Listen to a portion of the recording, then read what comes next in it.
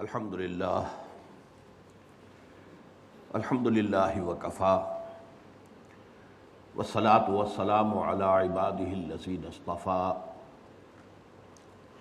خصوصاً علی افضلہم وخاتم النبیین محمد الامین وعلی آلہ وصحبہ اجمعین. اما بعد فقد قال اللہ تبارک وتعالی کما ورد فی بدء سورۃ طٰہٰ اعوذ باللہ من الشیطان الرجیم بسم اللہ الرحمن الرحیم. طٰہٰ ما انزلنا علیک القرآن لتشقى. وقال عز وجل كما ورد في سورة بني إسرائيل وبالحق أنزلناه وبالحق نزل وما أرسلناك إلا مبشرا ونذيرا. وقال جل وعلا كما ورد في سورة الطارق إنه لقول فصل وما هو بالهزل إنهم يكيدون كيدا وأكيد كيدا. صدق الله العظيم. وعن عمر بن الخطاب رضي الله تعالى عنه قال قال رسول الله صلى الله عليه وسلم إن الله يرفع بهذا الكتاب أقواما ويضع. رواہ الامام مسلم رحمہ اللہ. رب اشرح لي صدری ويسر لي امری واحلل عقدۃ من لسانی یفقہوا قولی. اللہم ربنا الہمنا رشدنا واعذنا من شرور انفسنا. اللہم ارنا الحق حقا وارزقنا اتباعہ وارنا الباطل باطلا وارزقنا اجتنابہ. اللہم ارحمنا بالقرآن العظیم واجعلہ لنا اماما ونورا وہدی ورحمہ. اللہم ذکرنا منہ ما نسینا وعلمنا منہ ما جہلنا وارزقنا تلاوتہ آناء اللیل وآناء النہار واجعلہ لنا حجتا یا رب العالمین آمین. معزز حاضرین اور محترم خواتین، السلام علیکم ورحمۃ اللہ وبرکاتہ. اس سے پہلے کہ میں جو آج کا موضوع ہے اس پر گفتگو شروع کروں، میں نے جو آیات ابھی تلاوت کی ہیں اور جو ایک حدیث نبوی آپ کو سنائی ہے، میں چاہتا ہوں کہ اس کا ترجمہ اور ان کا مختصر مفہوم آپ کے سامنے رکھ دوں. میں نے پہلے سورہ طٰہٰ کی 2 آیات پڑھی ہیں. طٰہٰ ما انزلنا علیک القرآن لتشقى. اے نبی صلی اللہ علیہ وسلم، ہم نے یہ قرآن آپ پر اس لیے نازل نہیں کیا کہ آپ معاذ اللہ معاذ اللہ معاذ اللہ بد نصیب ہوں، ناکام ہوں. قرآن نازل ہوا ہے تو کامیاب ہونے کے لیے نازل ہوا ہے. قرآن آپ کو دیا گیا ہے تو اس لیے کہ آپ کامیاب ہوں، آپ کا لایا ہوا دین دنیا میں قائم ہو، آپ کو قوت اور عزت حاصل ہو. طٰہٰ ما انزلنا علیک القرآن لتشقى. ہاں، عبوری دور ہے، ابھی تکالیف ہیں. یہ مکی جو دور ہے حضور صلی اللہ علیہ وسلم کی حیات طیبہ کا، اس کے تقریباً وسط کے زمانے کی یہ صورتیں ہیں، اور اس میں جو حالات اس وقت تھے ان کو پیش نظر رکھیے. بڑے ہی نامساعد حالات تھے، بڑے ہی مشکل حالات تھے، مسلمانوں کو ستایا جا رہا تھا، کسی طرف سے بظاہر کوئی امید کی کرن نظر نہیں آ رہی تھی. اس وقت یہ پیغام آ رہا ہے، طٰہٰ ما انزلنا علیک القرآن لتشقى. یہی وہ لفظ ہے جس سے شقی بنا ہے، بدبخت بد نصیب. تو میں نے یہاں ترجمہ کیا ہے ناکام نہیں ہوں گے، خائب نہیں ہوں گے، آپ جو ہے آپ کامیاب ہوں گے. یہ قرآن مجید آپ کی کامیابی کی ضمانت ہے. دوسری میں نے آیات آپ کو سنائی ہے سورہ بنی اسرائیل کے آخری رکوع سے. وَبِالْحَقِّ أَنزَلْنَاهُ وَبِالْحَقِّ نَزَلَ. اس قرآن کو ہم نے حق کے ساتھ نازل کیا ہے. اب حق کے معنی ذہن میں رکھیے. حق کے معنی باطل کے مقابلے میں بھی حق ہے، صحیح کے مقابلے میں بھی حق ہے، غلط کے مقابلے میں. لیکن حق وہ بھی ہے جو شدنی ہے، جو یقیناً نتیجہ خیز ہو کر رہے گا. حق ہر وہ شے ہے جو با مقصد ہے، با نتیجہ ہے. تو بالحق انزلنا، ہم نے اس قرآن کو جو اتارا ہے تو حق کے ساتھ اتارا ہے، یہ قطعی ہے، یہ شدنی ہے، اس کے نتائج نکل کر رہیں گے۔ وبالحق نزل، اب یہ بڑا خطیبانہ انداز ہے، بالحق انزلناہ وبالحق نزل، ہم نے اسے اتارا ہے حق کے ساتھ اور حق کے ساتھ ہی یہ نازل ہوا ہے۔ وما ارسلناک الا مبشرا ونذیرا، یہ جو ٹکڑا ہے اس کا اس آیت کے ساتھ ذرا گہرا ربط ہے، اور ہم نے آپ کو نہیں بھیجا ہے مگر صرف مبشر اور نذیر بنا کر، یعنی باقی سارا کام یہ قرآن خود کر لے گا۔ آپ کا کام کیا ہے؟ بشارت دینا۔ جو اس قرآن کی دعوت پر لبیک کہے انہیں بشارت دیجیے، روح و ریحان و جنت نعیم، ان کے لیے جو ہے اللہ تعالیٰ کے ہاں بڑے بڑے اجر و ثواب ہیں، اللہ نے وعدے کر رکھے ہیں۔ جو ان سے روگردانی کریں، اس کو رد کر دیں، اس کا انکار کریں، ان کو آپ جو ہے انذار کر دیجئے، خبردار کر دیجئے کہ ایک بہت عذاب علیم جو ہے وہ تمہارا منتظر ہے۔ یعنی آپ کا رول اصل یہ ہے، باقی تاثیر قرآن اپنی خود پیدا کر لے گا۔ قرآن میں قوت تاثیر موجود ہے، بالحق انزلناہ و بالحق نزل، یہ قرآن جو ہے یہ حق کے ساتھ نازل ہوا ہے، نتیجہ خیز بننے کے لیے نازل ہوا ہے، انقلاب لانے کے لیے نازل ہوا ہے اور حق کے ساتھ نازل ہوا ہے۔ آپ کا کام کیا ہے؟ بشیر اور نذیر، خبردار کرتے رہیں جو غلط کاری اور غلط روش کے انجام سے، اور بشارتیں دیتے رہیں ان لوگوں کو کہ جو حق کا راستہ اختیار کریں کہ ان کے لیے اللہ تعالیٰ نے جنت فراہم کی۔ یہی مضمون آیا سورۃ الطلاق میں، سورۃ الطارق میں، انہ لقول فصل وما هو بالہزل، یہ قرآن قول فصل ہے، فیصلہ کن کلام بن کر آیا ہے۔ یہ ایسے ہی نہیں ہے کہ کوئی شاعر کا کوئی شعر ہے، کوئی قبول کیا تو اور نہ قبول کیا تو کیا، اگر کوئی قصیدہ خواں ہے اس کو داد دی، اس کی تعریف کی، اس پہ ڈونگرے برسائے یا نہیں، کوئی فرق واقع نہیں ہوتا۔ نہیں، یہ تو فیصلہ کن بن کر نازل ہوا ہے۔ جو اسے مانے گا اس کے لیے کامیابی ہے، اس کے لیے بشارتیں ہیں، اس کے لیے دنیا کے اندر بھی عزت ہوگی، وقار ہوگا، اور جو نہیں مانے گا اس کے لیے یہاں بھی ذلت ہے، خاری ہے، رسوائی ہے، اور آخرت میں بھی عذاب ہے۔ تو انہ لقول فصل وما هو بالہزل، ہزل گوئی کہتے ہیں ایسے ہی بے تکی باتیں کرتے رہنا جن کا کوئی نتیجہ نہ نکلتا ہو۔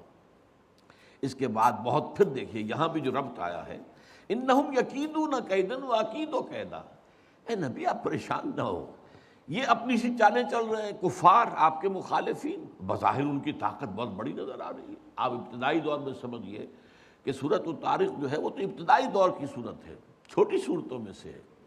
اس وقت جو حالات تھے کوئی امکان نظر آتا تھا کہ عرب میں انقلاب برپا ہو جائے گا؟ کوئی صورت نظر آتی تھی؟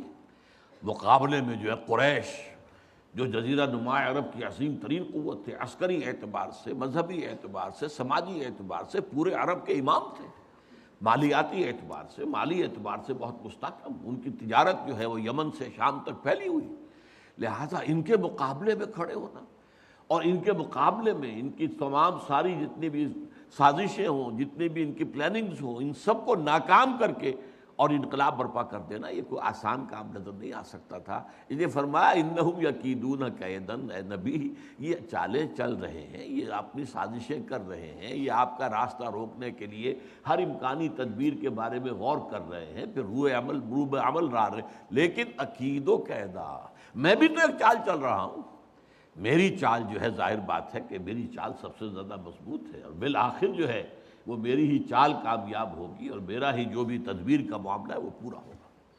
یہ میں نے آیات آپ کو کیا پڑھا، کس لیے آج سنائی ہے؟ قرآن فیصلہ کن کلام بن کر نازل ہوا۔ اب آپ سوچئے اس مضمون کو ایک حدیث میں کس خوبصورتی سے بیان کیا۔ اس کے راوی ہیں حضرت عمر رضی اللہ تعالی عنہ۔ حضرت عمر کبار صحابہ میں سے بھی ہیں، فقہائے صحابہ میں سے بھی ہیں، اور یہ بہت کثیر الروایت صحابی نہیں ہے، بہت محتاط، کہیں رسول کے فرمان میں کہیں شوشے بھر کا فرق نہ ہو جائے۔ اس اعتبار سے جو جتنے زیادہ محتاط تھے صحابہ میں سے اور جتنے زیادہ بڑے فقیہ تھے، اتنے ہی وہ روایت کے اعتبار سے زیادہ جو ہیں ان کی تعداد کم رہتی ہے۔ تو حضرت عمر رضی اللہ تعالیٰ عنہ ان میں سے۔ اب وہ فرما رہے ہیں، اور یہ مسلم شریف کی روایت ہے، ہمارے ہاں جو حدیث کے مجموعے ہیں صحیح بخاری صحیح مسلم ٹاپ پر ہے، صحیحین۔ تو امام مسلم نے روایت کیا حضرت عمر سے رضی اللہ تعالی عنہ کہ حضور نے فرمایا ان اللہ یرفع بہذا الکتاب اقواما ویضع بہ آخرین، اللہ تعالیٰ اب اسی کتاب کی بدولت قوموں کو اٹھائے گا، بام عروج پر پہنچائے گا، ترقی دے گا اور رفعت عطا کرے گا۔ ان اللہ یرفع بہذا الکتاب اقواما ویضع بہ آخرین، اور اسی کے ذریعے سے، اسی کو رد کرنے کے باعث، اس کی طرف پشت کر لینے کے باعث، اس کو پیٹھ دکھانے کے باعث لوگ قوموں کو رسوا اور برباد کر دے گا۔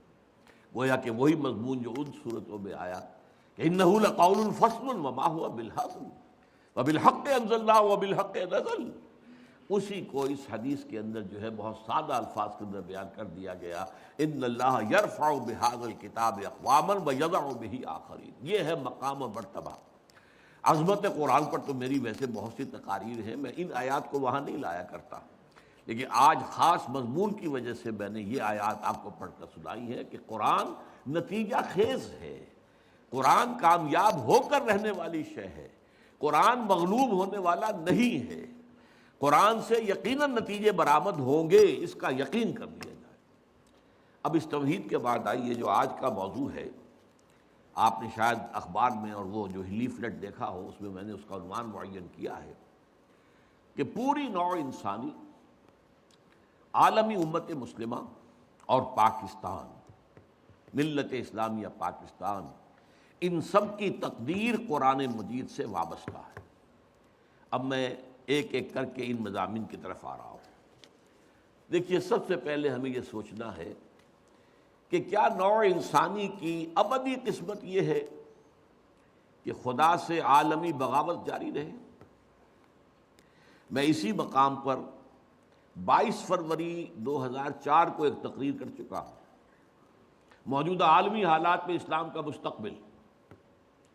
اس وقت میں نے گفتگو کی تھی جو اس وقت فوری حالات ہیں اور مستقبل قریب میں جو آنے والے حالات ہیں، اور اس کا نتیجہ کیا تھا کہ فی الحال اور فی الوقت اور مستقبل قریب میں اسلام بحیثیت نظام زندگی، اسلام بحیثیت دین کا کوئی مستقبل نہیں۔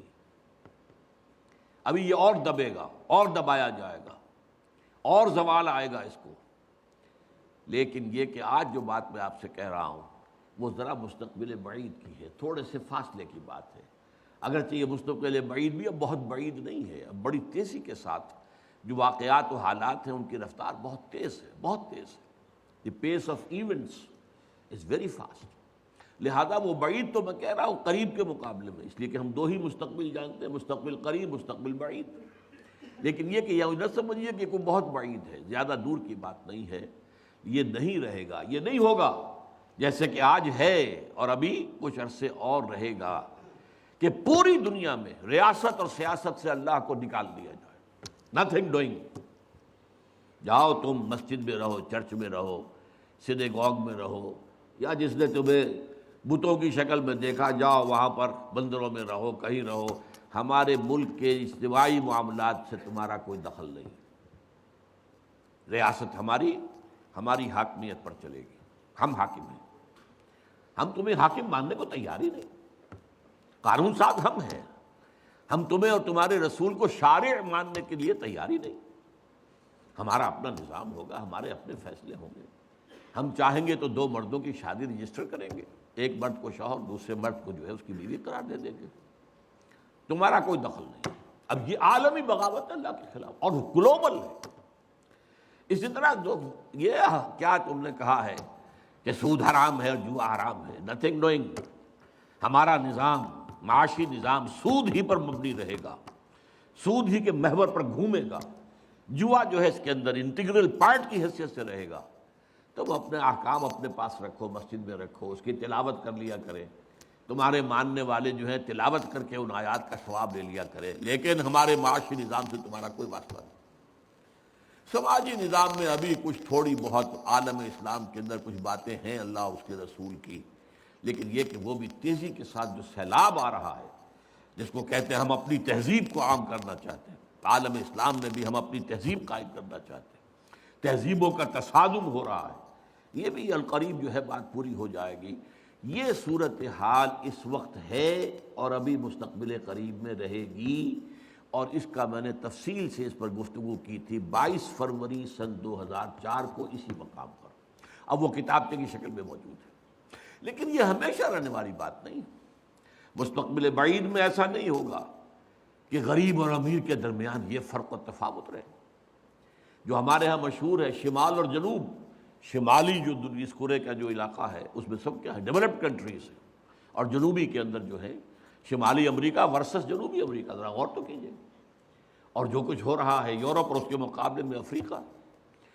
تو اسی طریقے سے در حقیقت یہ شمال اور جنوب کی جو ایک ہے کانفلکٹ ہے، یا یہ کہ G8 G15 versus the third world, ایک یہ ہے تیسری دنیا کہلاتی ہے۔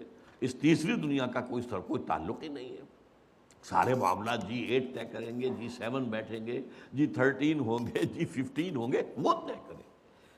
یہ جو ہے بیکورڈ کنٹریز، ڈیولپنگ کنٹریز کا بھی کہہ دیتے ہیں، بہت ہی رعایت کرتے ہیں نا، تو بڑا یعنی معصوم سا لفظ دے دیتے ہیں ڈیولپنگ کنٹری، لیکن اصل لفظ کیا؟ Third world. یہ تھرڈ ورلڈ ہے۔ یہ تفاوت کیا ہمیشہ رہے گا؟ کیا یہ نوع انسانی کا مستقل مقدر ہے؟ اسی طریقے سے کیا یہ خون ریزیاں اسی طرح جاری رہیں گی؟ کیا یہ ابدی ہے؟ 20ویں صدی عیسوی جو ختم ہوئے، ابھی 6-7 برس ہی ہوئے، 6 برس ہوئے ہیں، 6.5 برس، اس کے نصف اول میں 2 عظیم جنگیں ہوئی، نصف اول، اور ان 2 عظیم جنگوں میں سے دوسری میں 6 کروڑ انسان ختم ہوا۔ جسٹ امیجن، 6 کروڑ انسان، 60 ملین۔ پہلی جنگ کے اندر بھی کروڑوں ہی میں ہوں گے، دونوں کو جمع کر لیں تو لگ بھگ 10 کروڑ انسان قتل ہوا ہے پچھلی صدی کے نصف اول میں۔ نصف ثانی میں جنگ کوئی بڑی نہیں ہوئی، چھوٹی چھوٹی جنگیں ہوتی رہی ہیں، لیکن یہ ہے کہ ایک سرد جنگ جو ہے یہ تو مسلسل جاری رہی، مسلسل جاری رہی، مسلسل جاری رہی۔ نتیجہ کیا نکلا کہ جو بھی اللہ تعالیٰ نے اس دنیا میں وسائل و ذرائع پیدا کیے ہیں، دولت کے لیے پیدا کرنے کے جو بھی چیزیں ہیں، جو سورسز ہیں، وہ سب کے سب لگے ہیں ہتھیاروں پر، سب کے سب لگے ہیں اپنے دوسرے مد مقابل کو نیچا دکھانے پر۔ اب آپ بھوکا مرتے ہیں تو مرے۔ یہ جو تھرڈ ورلڈ ہے یا جو غریب ممالک ہیں، اگر ان کی نصف سے زیادہ آبادی بھی اگر پاورٹی لائن سے نیچے ہو تو ہوا کرے، ہمیں کیا ہے؟ ہمیں تو راستہ روکنا ہے روس کا، USSR کا، اور USSR نے اور اس کے ساتھیوں نے راستہ روکنا تھا امریکہ کا۔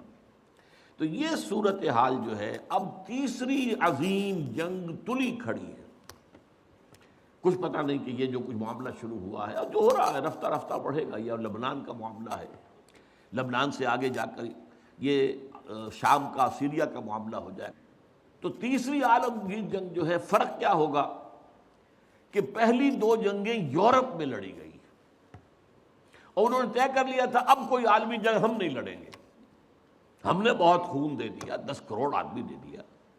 ان 10 میں سے آپ کو معلوم ہے 60 لاکھ تو یہودی تھے، 60 ملینز میں سے 6 ملینز یہودی تھے، جس دوسری ورلڈ وار ہے اس کے دوران جرمنوں نے جنہیں قتل کیا، ختم کیا۔ لیکن اب جنگ لڑی جائے گی مڈل ایسٹ میں۔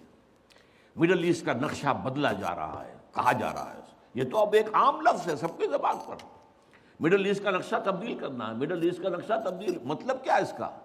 مطلب یہ ہے کہ یہاں گریٹر اسرائیل بن رہا ہے، یہ ملکوں کی سرحدیں ختم ہو جائیں گی۔ کیا ہے لبنان اور شام؟ یہ پہلے ایک ہی ملک ہوتے تھے، بلکہ جارڈن بھی انہی میں شامل تھا، بعد یہ تو شام ہے، یہ شام کا صحرا، یہ سارا فلسطین، اسرائیل، لبنان اور جارڈن اور سیریا، یہ سب ایک ملک تھے، گریٹر سیریا۔ یہ تو پچھلی جو صدی کی پہلی جنگ عظیم تھی، اس کے بعد بندر بانٹ کی گئی، یہ مختلف ممالک بنا دیے گئے، یہ انگریزوں کا، یہ فرانسیسیوں کا، یہ فلاں کا، یہ فلاں کا۔ بہرحال اب انہوں نے بنانا ہے یہ ساری لکیریں ہٹا کر پورا عراق، اس پر تو قبضہ ہو ہی گیا تقریباً، جب جو ہے امریکہ نے ختم کیا تھا صدام کی حکومت کو اور فتح حاصل ہوئی تھی، شیرون نے صاف کہہ دیا تھا عنقریب عراق پر ہمارا قبضہ ہوگا، اور اس سے پہلے وہ کہتے تھے ہمارا گریٹر اسرائیل جو ہے دریائے فرات تک ہوگا، لیکن اب انہوں نے کہا نہیں، یہ تو دریائے دجلہ تک جائے گا، ٹائگرس تک، ناٹ یوفریٹس بٹ ٹائگرس۔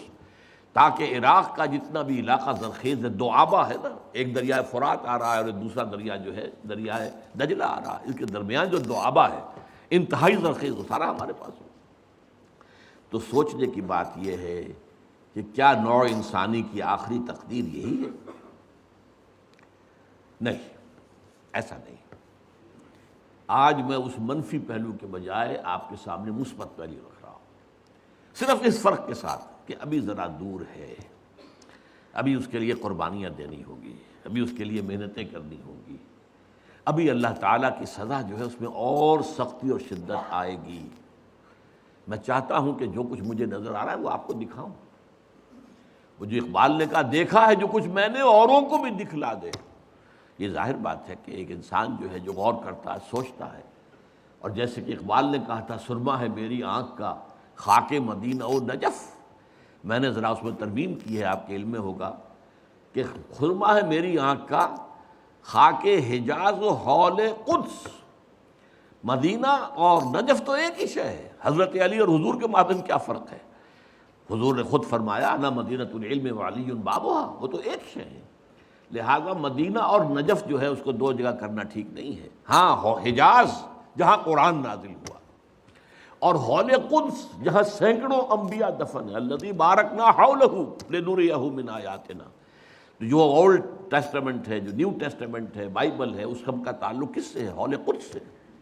تو ان دونوں کے ذریعے سے جو باتیں میں نے دیکھی ہیں میں آپ کو دکھانا چاہ رہا ہوں۔ بہت سے لوگ کہتے ہیں یہ بہت دور کی کوڑی لاتے ہیں، میں کیا کروں؟ میں تو جو دیکھوں گا وہی دکھاؤں گا، جو مجھے نظر آ رہا ہے وہی آپ کو سجھاؤں گا۔ بہرحال یہ ہے کہ پوری دنیا میں بالآخر اسلام کا غلبہ ہوگا، عالمی سطح پر خلافت علی منہاج نبوت قائم ہو کر رہے گی، اور پوری دنیا میں امن و امان ہوگا، خوشحالی ہوگی۔ بڑی طویل حدیث ایک موجود ہے کہ اس کے بعد یہ ہوگا جنگ ختم ہو جائے گی، خونریزی ختم ہو جائے گی، امن و امان ہوگا، خوشحالی اتنی ہوگی کہ زمین اپنے سارے خزانے اگل دے گی، آسمان اپنی ساری برکتیں نازل کر دے گا۔ یہ دور آنا ہے، عالمی غلبہ اسلام اور اللہ کے دین کا غلبہ اور خلافت علی منہاج النبوت کا قیام۔ اب اگلی بات، لیکن ظاہر بات ہے یہ کام کہیں ایک جگہ سے شروع ہوگا، ایک دم تو عالمی غلبہ پوری دنیا پر نہیں آ جائے گا۔ اس بات کو یہیں پر روکیے، اب اس بحث آگے چلے گی ہماری۔ اب آئیے جو دوسرا حصہ تھا، کیا عالمی امت مسلمہ کی تقدیر یہی ہے کہ ذلت و مسکنت ان پر مسلط رہے؟ ضربت علیہم الذلۃ والمسکنۃ وباؤوا بغضب من اللہ، جو حشر لبنان کا ہو رہا، جو اس سے پہلے فلسطینیوں کا ہوتا رہا ہے۔ کیوں نہیں کر سکی دنیا؟ مسلم دنیا چپ، زیادہ سے زیادہ بہت ریزولوشن پاس کر دیں گے، ابھی جایا پترا میں جمع ہو گئے ہیں، بعد ملیشیا میں، اور ریزولوشن پاس کر دیا، اللہ اللہ خیر صلی اللہ، نو تھریٹ۔ کوئی یہ بھی کہنے کو تیار نہیں کہ ہم اپنے سفارتی تعلقات منقطع کر لیں گے، نہیں۔ کوئی یہ کہنے کو تیار نہیں کہ ہم اپنے تجارتی تعلقات منقطع کر لیں گے، نہیں۔ درخواست ہے تو اسی یونائٹڈ نیشنز سے ہے، اور درخواست ہے تو اسی یونائٹڈ اسٹیٹس آف امریکہ سے ہے، وہ سیز فائر کرا دیں۔ ان کی مرضی سے تو جنگ شروع ہوئی ہے، ان کے پلان کے تحت تو معاملہ ہے۔ ان کی خواہش ہے کہ جب تک حزب اللہ کی کمر نہ ٹوٹ جائے، کچل نہ دیا جائے، اس وقت تک جنگ بندی نہ ہو۔ یہ تو دوسری بات ہے، حزب اللہ نے جتنی مقاومت کا مظاہرہ کیا ہے، دے آر سرپرائزڈ، یہ ان کے لیے بالکل ایک سرپرائز ہے۔ اس قدر ہمت جو ہے ایک جو ہے حزب اللہ، جو کہ کوئی ریگولر آرمی نہیں ہے، جس کے پاس ٹینک نہیں ہے، جس کے پاس ہوائی جہاز نہیں ہے، ٹینک ہوائی جہاز تو پوری لبنان کی فوج کے پاس نہیں ہے، چند ہزار فوجی ہیں، اللہ اللہ خیر صلی اللہ، کچھ بھی نہیں، نہ ایئر فورس ہے نہ کچھ اور ہے۔ اور یہ حزب اللہ کیا ہے؟ ان کے پاس یا راکٹ سے یا کلاشنکوف سے، بس دو چیزیں۔ ادھر سے جہاز پر جہاز آ رہا، 200 250 بمباریاں، 200 بمباریاں، لیکن کھڑے ہیں۔ لہذا اس اعتبار سے سوچنے کی بات ہے، کیا یہ پوری ذلت و مسکنت کی صورتحال امت مسلمہ پر یوں ہی جاری رہے گی ہمیشہ کے لیے؟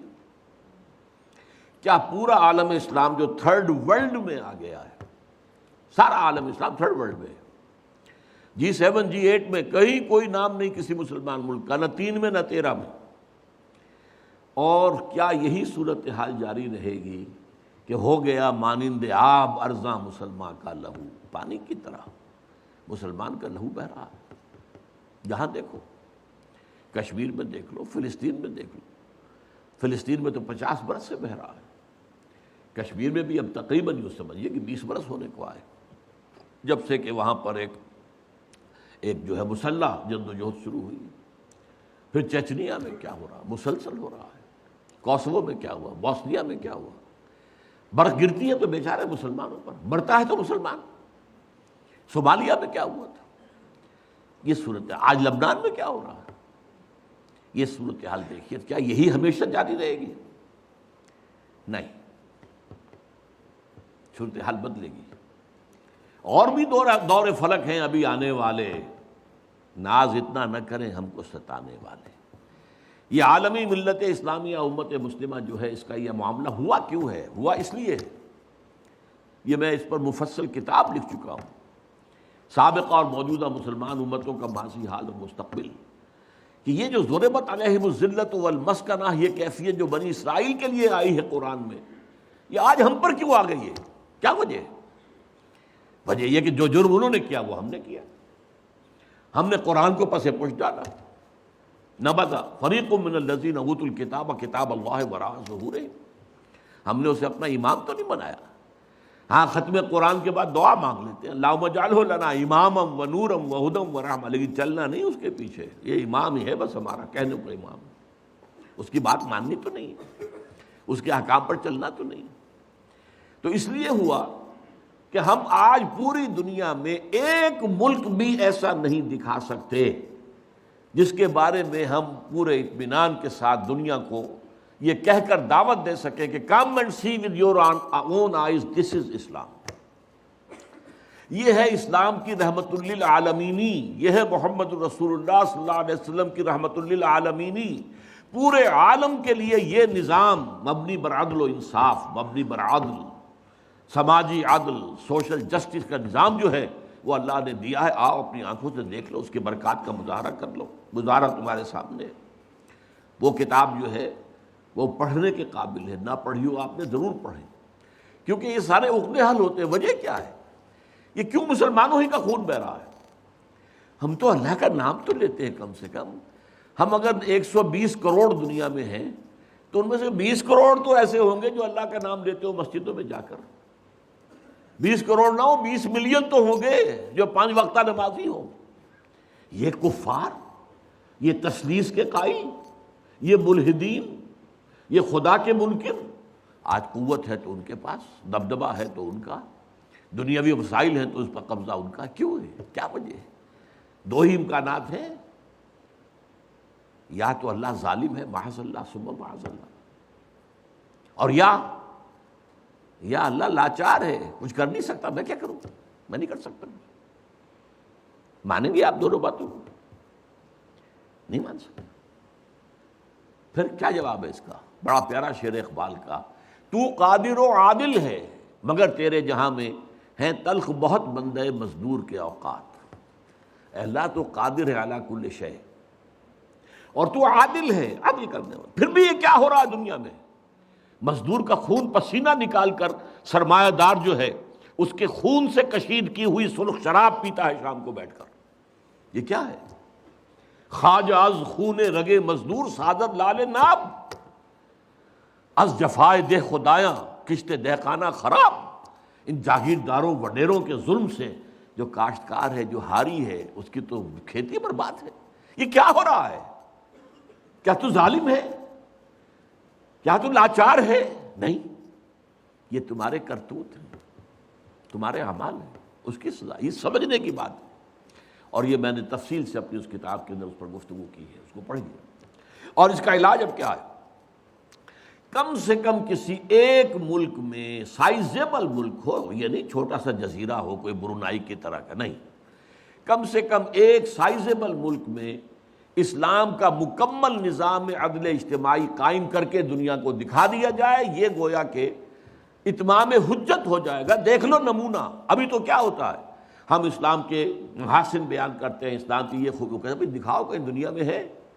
نہیں بھائی، وہ تو 1400 برس پہلے جانا پڑے گا دیکھنے کے لیے۔ تو کون سنے گا آپ کی بات؟ دکھاؤ کہیں، نافذ کرو کہیں، مثال پیش کرو کہیں۔ میں نے آپ کو سنایا تھا پسر اقبال ڈاکٹر جاوید اقبال دورہ کر کے آئے تھے سینٹرل ایشین ریپبلکس جو ہیں، جو پہلے USSR میں تھیں اب اس سے علیحدہ ہو گئی ہیں، سب آزاد ہیں، اور ان میں چاہے ان کی اپنی اپنی زبانیں اور ہیں، ازبک ہے، یہ ہے وہ ہے، لیکن یہ فارسی سب جانتے ہیں۔ وہاں پر علامہ اقبال کا فارسی کا کلام 2/3 کلام تو فارسی میں عام، تو پسر اقبال کی جو آؤ بھگت وہاں ہوئی ہے، اقبال لاہوری کا بیٹا ہے یہ۔ لیکن وہ کہا مجھ سے ڈاکٹر جاوید اقبال، جہاں میں گیا مجھ سے ایک بات کہی، we need a model, show us a model of Islamic state, we are ready to accept.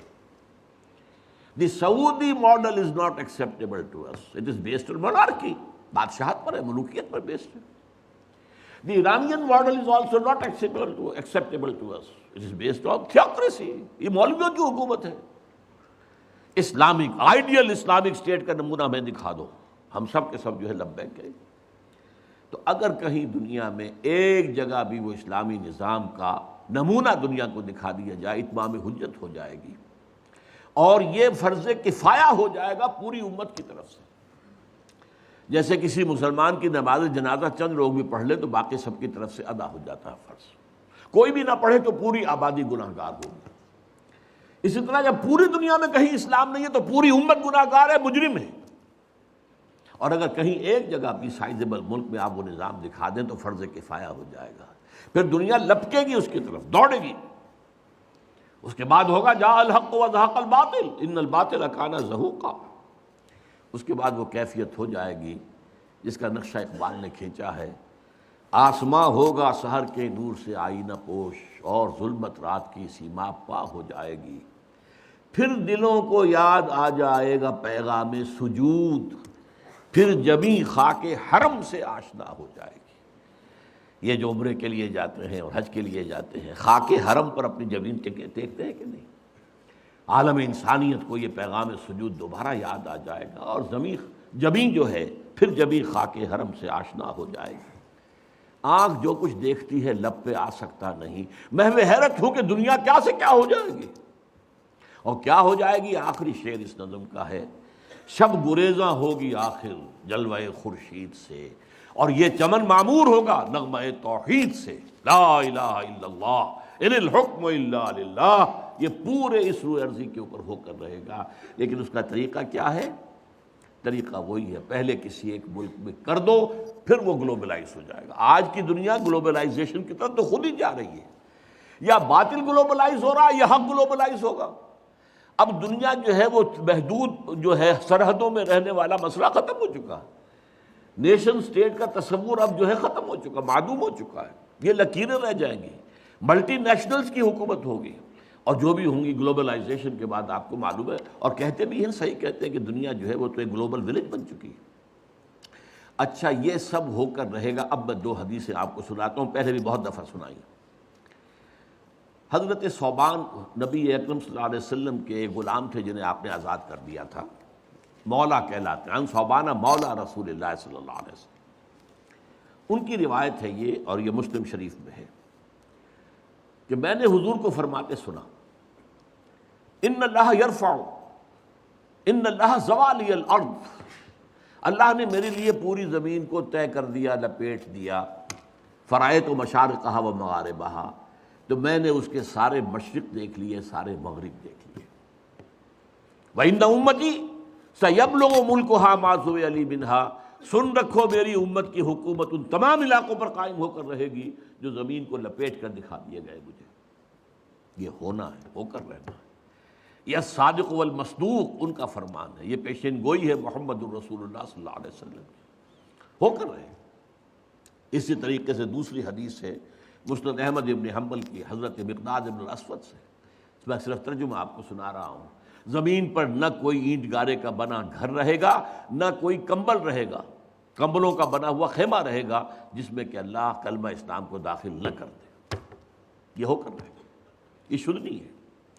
اس کتاب میں جس کا میں نے تذکرہ کیا ہے، سابقہ اور موجودہ مسلمان امتوں کا ماضی حال مستقبل، اس میں اس کی احادیث جو ہیں تخریج کے ساتھ اور پورے متن کے ساتھ موجود ہے۔ اب تیسری بات ہے، یہ اب جملہ معترضہ سمجھ لیجیے، ایک حسرت کے ساتھ اب 14 اگست آیا چاہتا ہے حسرت آمیز ہے۔ پاکستان اسی مقصد سے اور اسی نعرے سے حاصل کیا گیا۔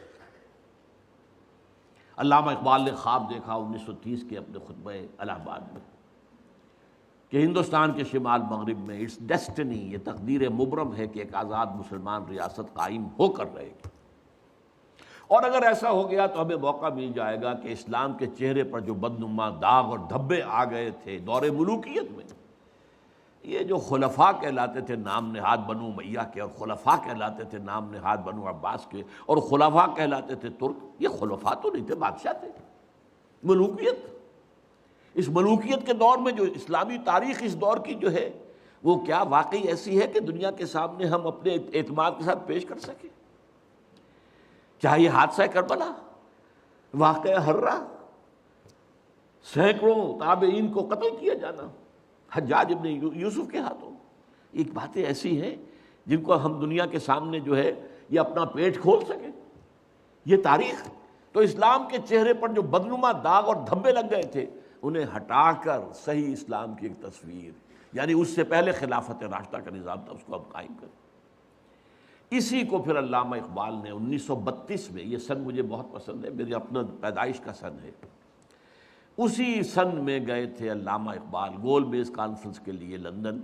وہاں اس وقت صرف مسٹر جناح تھے، وہ مسٹر جناح، وہ قائد اعظم نہیں ابھی بنے تھے، وہ ہندوستان کی سیاست سے مایوس ہو کر جا کر بیٹھ گئے تھے، وکالت شروع کی تھی۔ وہاں یہی انجیکشن اقبال نے، میں تو کہا کرتا ہوں جیسے کہ رومی اور شمس تبریز کا معاملہ ہے، مولوی ہرگز نہ شد مولائے روم تا غلام شمس تبریز نہ شد۔ مسٹر محمد علی جناح قائد اعظم نہیں بن سکتا تھا اگر اقبال نے یہ انجیکشن نہ اسے لگایا ہوتا۔ یہ شمس تبریز ہے جس نے مولوی کو مولانا روم بنا دیا تھا، مولائے روم، اسی نے مسٹر محمد علی جناح کو قائد اعظم بنایا۔ چنانچہ پھر وہ واپس آئے ہیں، پھر وہ مسلم لیگ کے تاحیات صدر بنائے گئے، پھر انہوں نے 10 برس تک اسلام کی قوالی گائی ہے، اسلام کی قوالی تکرار کے ساتھ پورے 10 برس، تب پاکستان وجود میں آیا۔ اور یہی کہا تھا کہ ہم پاکستان اس لیے چاہتے ہیں کہ عہد حاضر میں اسلام کے اصول حریت و اخوت و مساوات کا ایک نمونہ پیش کرتے، دنیا دیکھ لے یہ اسلام۔ لیکن افسوس صد افسوس کہ ہم اس میں بری طرح ناکام رہے۔ اب تو ابھی مجھ سے جیو ٹی وی والوں نے چھوٹا سا 2-4 منٹ کا جو ہے وہ انٹرویو لیا ہے 14 اگست کے حوالے سے۔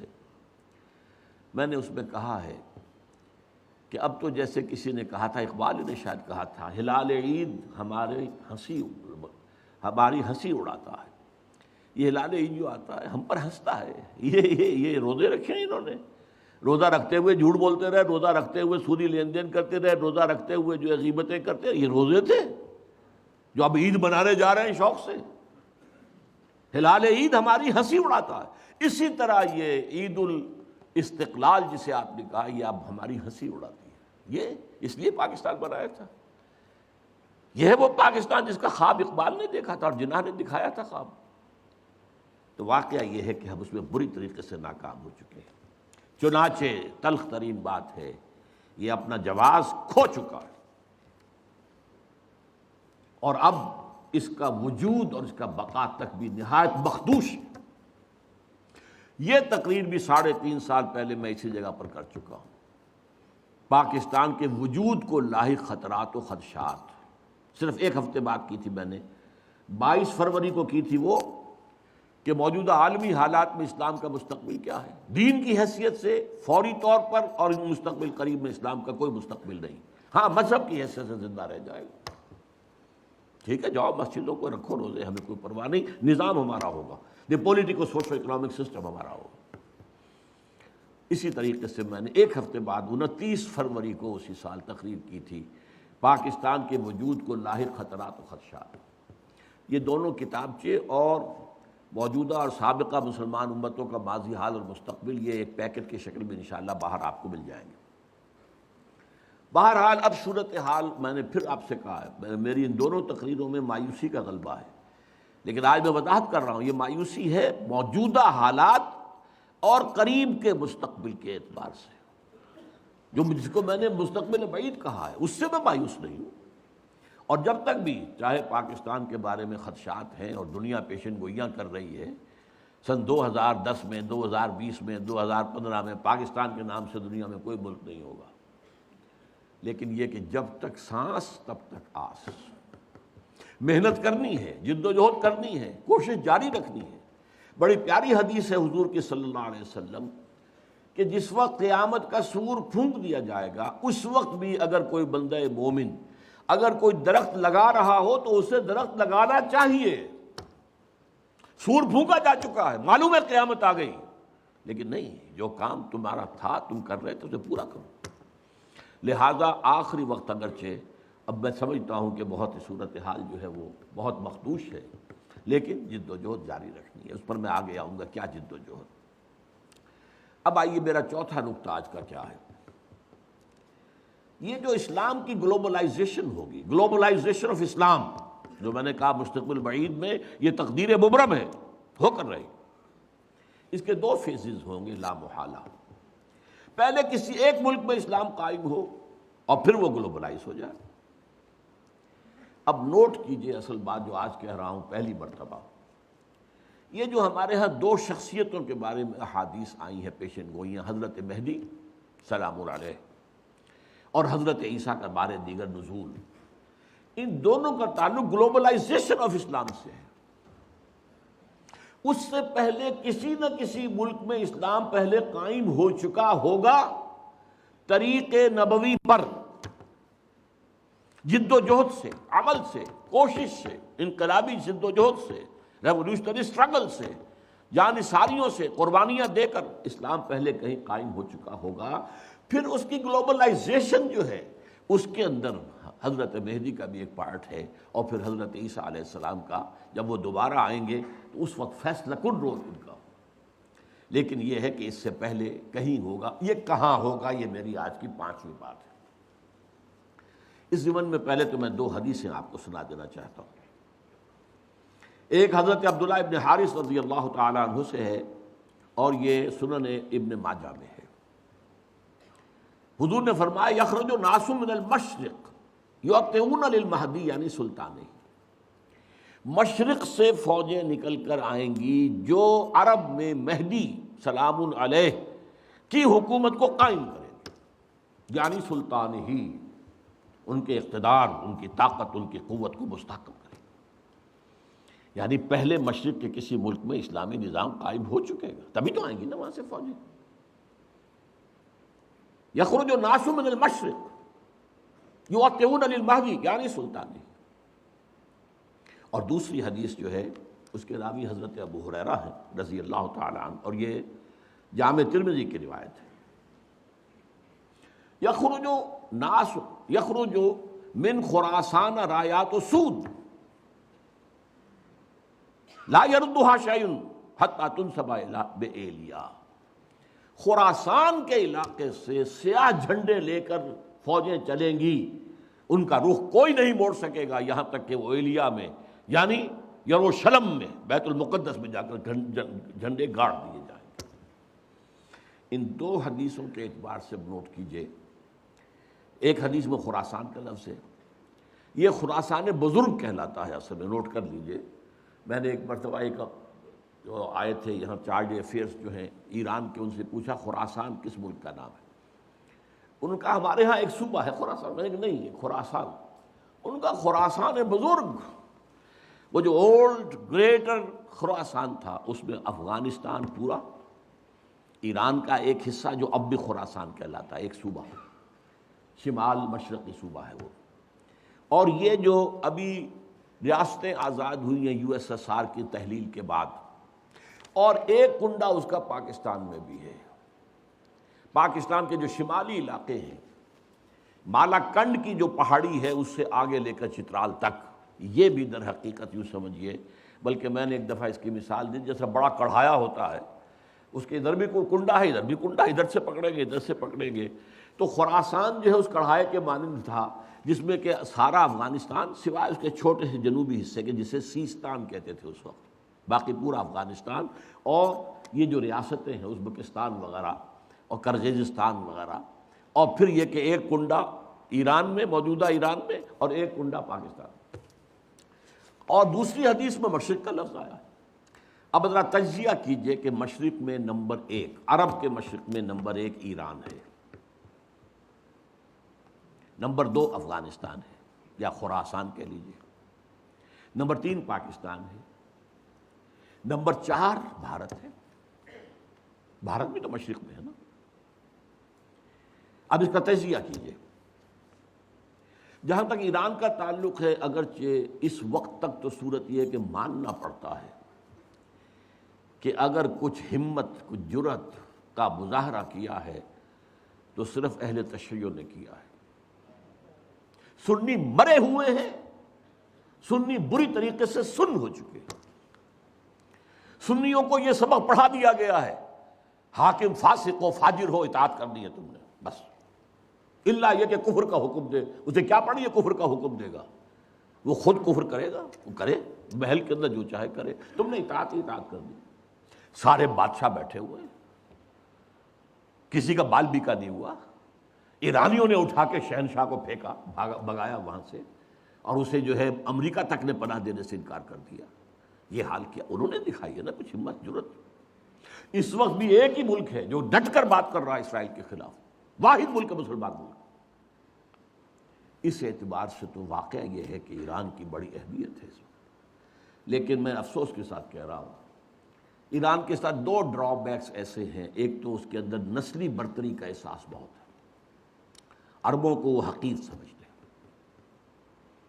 اور نمبر 2 یہ کہ مذہبی تنگ نظری جو ہے، مولویانہ جعفریت جو ہے وہ ان کے رگوں کے اندر سرایت کیے ہوئے، تو براڈر آؤٹ لک نہیں آ رہا۔ اس لیے میرے نزدیک ایران کا رول فوری طور پر کوئی نہیں ہوگا۔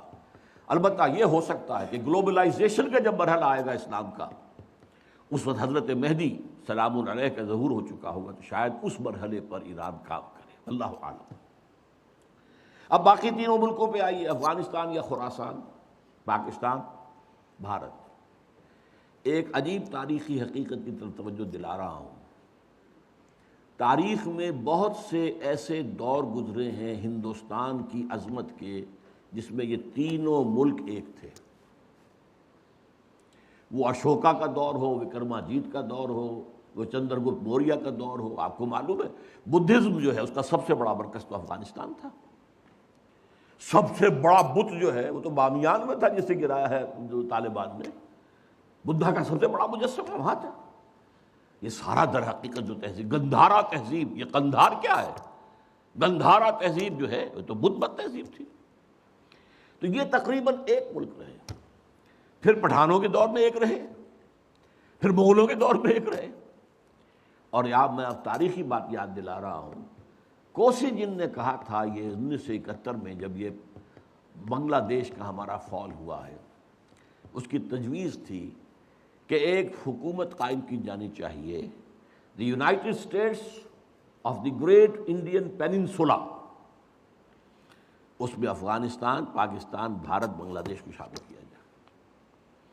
بہرحال یہ چیزیں میں نے، اور اب جو کچھ ہو رہا ہے ظاہر بات ہے کہ جب ہمیں دیکھ لیا کہ کمزور ہو رہے ہیں، ان کے پاؤں تو لڑکھڑا ہی رہے ہیں، یہ تو خاتمے کے قریبی ہیں، تبھی تو امید ہو رہی ہے انہیں کہ کوئی کنفیڈریشن ہو جائے۔ اڈوانی صاحب نے کھل کر کہا، آج سے پہلے تو کسی نے نہیں کہا تھا، ابھی ہمارے پاؤں جمے ہوئے تھے زمین میں، اب وہ لڑکھڑا رہے ہیں۔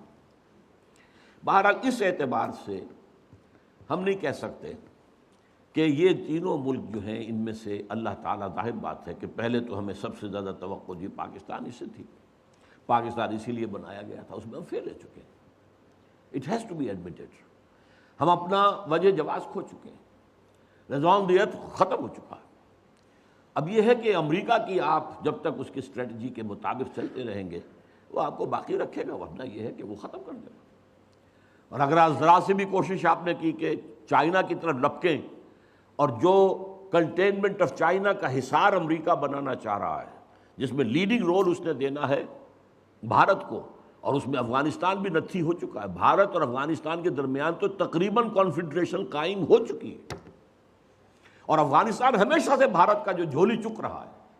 یہ تو طالبان کے زمانے میں معاملہ بدلا تھا، یا یہ جو اینٹی رشین جو جہاد وہاں ہوا تھا اس میں معاملہ بدلا تھا، ورنہ آپ کے دل میں یہ ہوگا یا ہونا چاہیے کہ جب پاکستان وجود میں آیا ہے تو یونائٹڈ نیشنز کی ممبرشپ کی قرارداد جب پیش کی گئی کہ پاکستان کو بھی یونائٹڈ نیشنز کا UN کا ممبر بنا لیا جائے، تو ایک ہی ملک دنیا میں تھا جس نے مخالفت کی اور وہ افغانستان تھا۔ آج اسی کی روح دوبارہ کرزئی کی شکل میں آپ کے سر پر سوار بیٹھی ہوئی ہے۔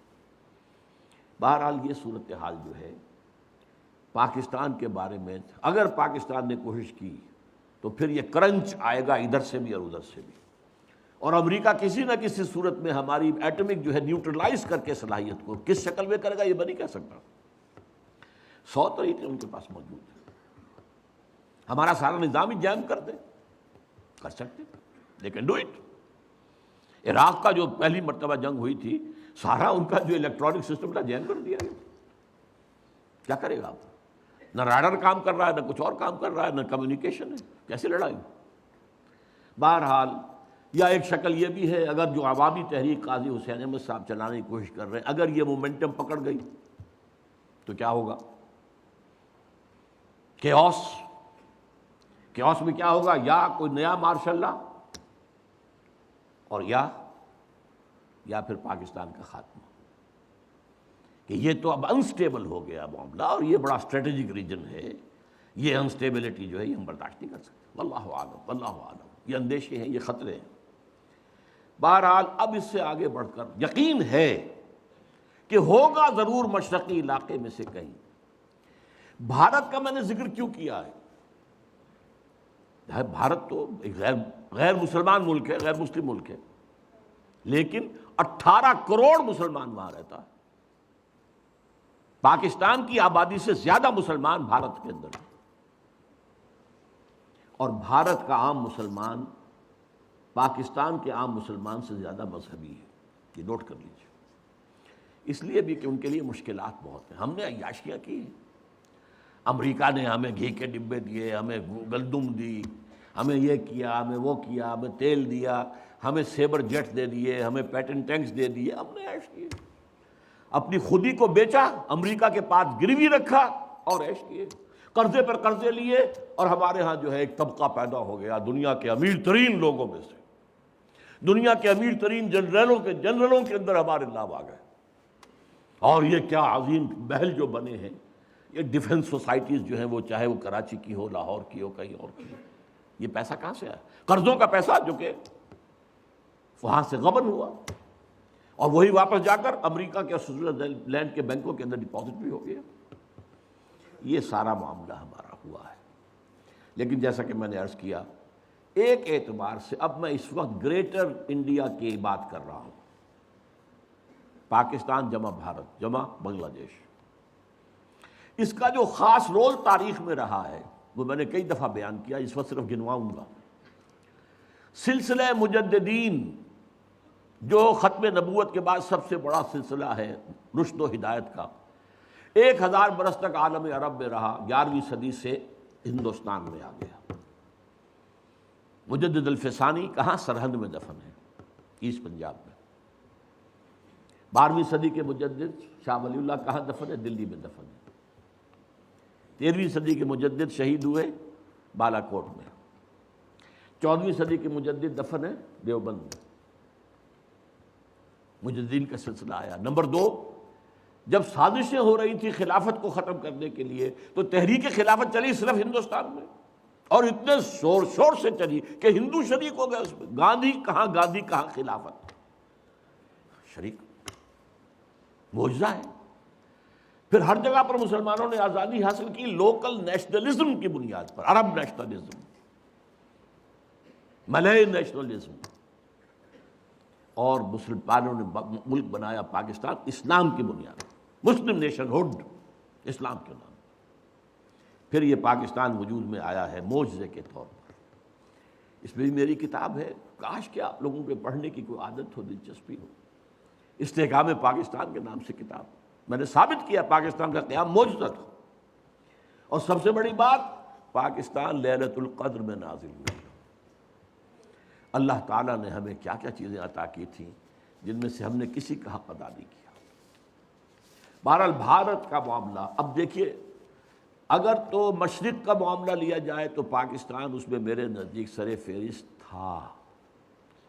اب بھی میں رائٹ آف نہیں کر رہا ہوں، ہو سکتا ہے پاکستان میں یہ پہلے بھی ایک معجزے سے قائم ہوا تھا اور اب بھی ہو سکتا ہے معجزہ ہو جائے، پھر دلوں کو یاد آ جائے پیام سجدہ اور پھر جبیں خاک حرم سے آشنا ہو جائے، ہو سکتا ہے، ہو سکتا ہے پھر دلوں کو یاد آ جائے گا پیغام سجود، پھر جبیں خاک حرم سے آشنا، ہو سکتا ہے معجزے کے طور پر ہوگا۔ حالات اس کی طرف کوئی امید افزا صورتحال ہمیں نہیں دکھا رہے۔ اب آئیے یہ ہوگا کیسے؟ اس کیسے کے پہلی بات تو یہ ہے کہ پہلے کیسے ہوا تھا ویسے ہی ہوگا، اور اس کیسے کے دو حصے ہیں۔ پہلے افراد کو تیار کرنا، افراد میں انقلاب برپا کرنا، دین کو افراد پر قائم کرنا، پھر افراد کا جمع ہو کر ایک طاقت بننا، اور کفر سے اور الحاد سے اور مادہ پرستی سے اور باطل سے اور طاغوت سے ٹکرا کر جانے دے کر اللہ کے دین کو قائم کر دینا۔ تو یہ دو مرحلے ہیں۔ پہلے انسان معرزوست، پہلے انسان تو لاؤ بھائی، یہ جو زیروز ہیں ان سے کیا بنے گا؟ آدمی لاؤ، وہ آدمی جن میں یقین ہو دل کے اندر، وہ آدمی جن کا کردار پختہ ہو، وہ آدمی جن کی زندگی جن کے دل سے ہر آرزو نکل جائے سوائے اللہ کی رضا کے اور آخرت کی فلاح کے۔ آؤ لاؤ آدمی لاؤ، یہ پہلا مرحلہ ہے۔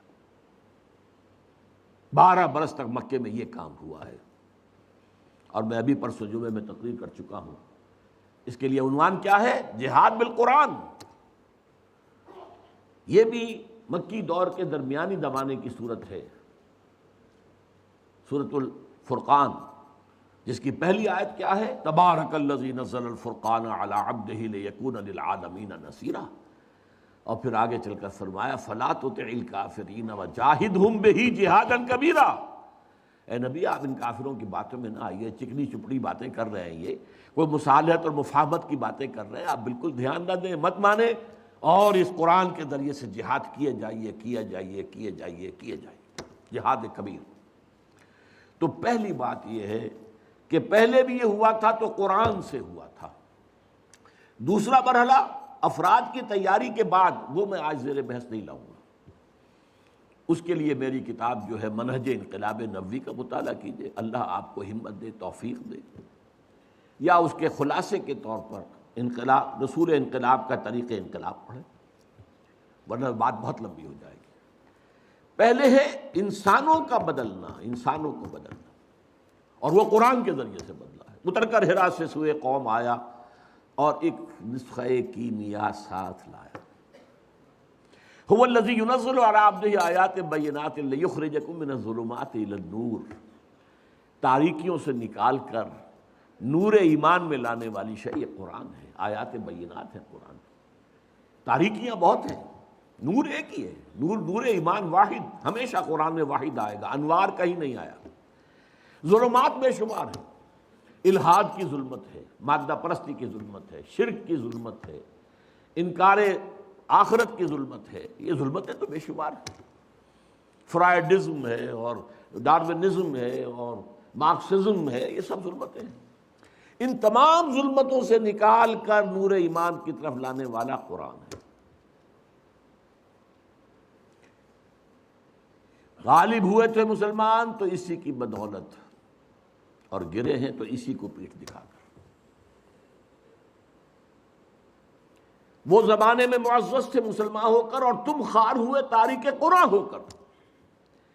میں جب 5ویں جماعت کا طالب علم تھا تب میں نے یہ شعر پڑھا تھا، اس وقت سے میرے ذہن کے کسی سب سے نچلی سطح پر یہ کندہ ہو گیا تھا، جیسے پتھر میں کوئی چیز جو ہے کندہ ہو جاتی۔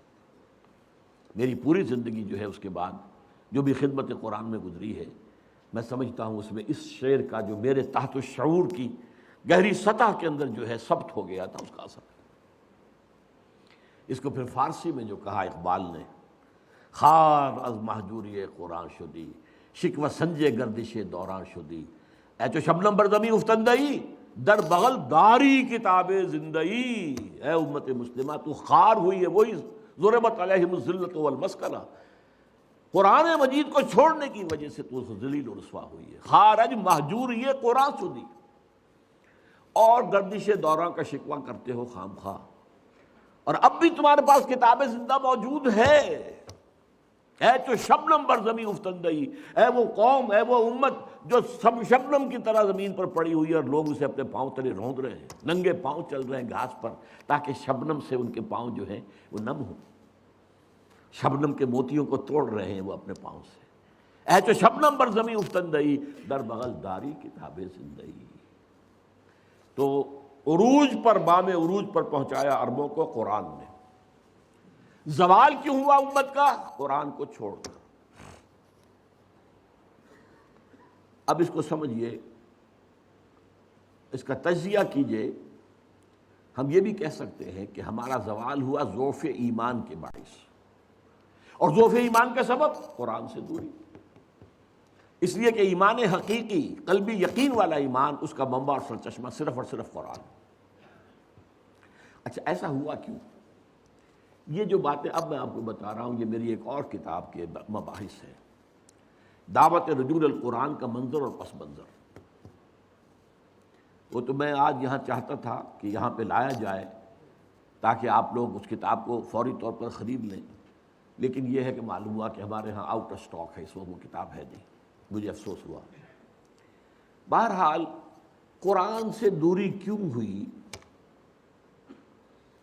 اس کے دو سبب تھے جو اس کے آغاز میں ہوئے۔ پہلا نیچرل تھا، جب وہ تحریک تھی، جد و جہد تھی، ابھی جہاد جاری تھا، تو زیادہ ضرورت ایمان کی تھی، یقین کی تھی۔ جب اسلام ایک ریاست بن گیا، اب زیادہ اہمیت قانون کی ہو گئی۔ اب اسلام بنیاد ہے، ریاست کا شہری کون ہے؟ مسلمان۔ ایمان تو دل کی ایک شے ہے نا، چھپی ہوئی شے ہے، وہ نہ گنتی میں آئے نہ تول میں آئے۔ ایمان پر سے توجہ ہٹی، اسلام پر جم گئی، قرآن پر سے توجہ ہٹی اور فقہ اور حدیث پر جم گئی۔ قانون شریعت کے اصل منبع، اگرچہ پہلے تو ایسے ہے کہ سب سے پہلی سورس قرآن ہے، یہ قرآن کا تو بہت تھوڑا سا حصہ ہے کہ جو فقہی مباحث پر مشتمل ہے۔ ساری آیتیں جمع کرنے قرآن کی جن کا تعلق قانون شریعت سے ہو تو وہ ایک پارہ بنے گا بمشکل۔ باقی اصل جو شریعت کے منبع ہیں وہ تو حدیث ہے، پھر اس پر قیاس ہے، غور و فکر ہے، اجتہاد ہے، سوچ بچار ہے۔ یہ تو توجہ جو ہے ہٹ گئی، شفٹ آف ایمفیسس، ایمان سے ہٹ کر اسلام پر، قرآن سے ہٹ کر حدیث اور فقہ پر۔ اور دوسرا ایک منفی پہلو بھی تھا، جب ملوکیت آ گئی، سرمایہ داری آ گئی، لوگوں نے یہ سمجھا، سرمایہ داروں نے، بادشاہوں نے، یہ قرآن بند ہی رہے تو بہتر ہے، ورنہ اس میں لوگوں کو ہماری شکلیں نظر آ جائیں گی۔ یہ ابو لہب کا کردار ہم نے جو اپنایا ہوا ہے، الذی جمع مالا وعددہ یحسب ان مالہ اخلدہ، یہ جو قرآن کنڈیم کرتا ہے، جو ملوکیت کو ختم کرتا ہے، اگر یہ عام ہو، لوگوں کی توجہ اس پر مرکوز ہو، تو لوگ تو پھر ہمارے در پہ ہو جائیں گے، غریبانوں پر ہمارے ہاتھ آ جائیں گے۔ تو بند ہی رہے تو اچھا، بھائی پڑھ کر صرف ثواب لے لیا کرو بس۔ اور آج ہماری ایک بہت بڑی تحریک تبلیغی جماعت جو اسی کی داعی ہے، قرآن کا ترجمہ مت کرو، وہ علماء کریں گے جو 14 سال کی تعلیم حاصل کریں گے، وہ کریں گے، تمہارا کام نہیں ہے۔ تم صرف قرآن پڑھ کر، یا پھر ٹھیک ہے 14 سال کی تعلیم حاصل کرو، ورنہ فتویٰ لینا ان سے لے لو، باقی تمہیں قرآن سے کیا سروکار ہے، گمراہ ہو جاؤ گے۔ یہ فلسفہ باقاعدہ عام کیا گیا۔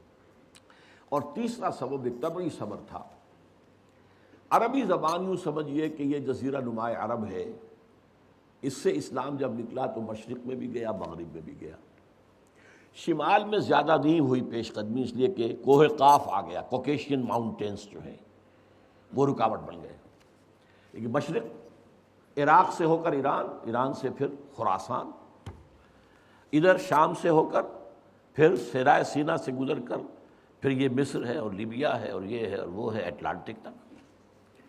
اب ایک بڑا باریک فرق ہے، اس میں ذرا غور کریں۔ عربی زبان مشرق کی طرف نہیں جا سکی، اسلام تو گیا، عربی زبان نہیں گئی، اس لیے کہ پرشین لینگویج بہت مضبوط زبان تھی، پرشین کلچر بہت مضبوط کلچر تھا، عربی اس کو ڈسپلیس نہیں کر سکی، ریپلیس نہیں کر سکی۔ چنانچہ ان تمام علاقوں کے اندر سرکاری زبان فارسی رہی ہے۔ ہمارے ہاں مغلوں کی زبان فارسی، اس سے پہلے جو خاندان غلامہ اور خاندان جو بھی تھے، لودھی تھے، خلجی تھے، فلاں تھے، سب فارسی، سرکاری زبان فارسی، عربی کا سروکار ہی نہیں۔ یہ خاص طور پر ہمارے مشرقی ممالک کی محرومی کا سبب بن گیا۔ مغرب میں ثقافتی اعتبار سے خلا تھا، خلا کو عربی نے پر کر لیا۔ پورا شمالی افریقہ عرب ہے، عرب بولتے ہیں۔ اس حقیقت کو ذہن میں رکھیے تو ہمارا خاص طور پر، اور جو ہمارا اس وقت کا موضوع ہے مشرقی ممالک، جو مشرقی ممالک تھے وہ عربی سے محروم رہے۔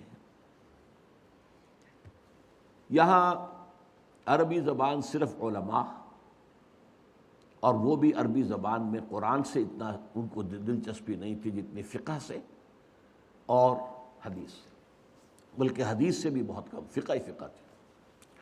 اب ایک اور تاریخی جو ہے ذرا جائزہ لے لیجئے۔ دیکھیے بر عظیم پاک و ہند میں پہلے اسلام آیا تھا سن 92-93 ہجری میں، 712-713 عیسوی، محمد بن قاسم کی زیر قیادت۔ یہ خالص عربی اسلام تھا، ابھی نہ فقہ تھی، نہ حنفی، نہ مالکی، نہ شافعی، کچھ نہیں تھا، نہ معتزلی تھے، نہ کچھ اور تھے، یہ سب ایک ہی عرب اسلام تھا، اس میں عجم کا کوئی دخل ہی نہیں، لیکن یہ بہت شارٹ لیوڈ رہا۔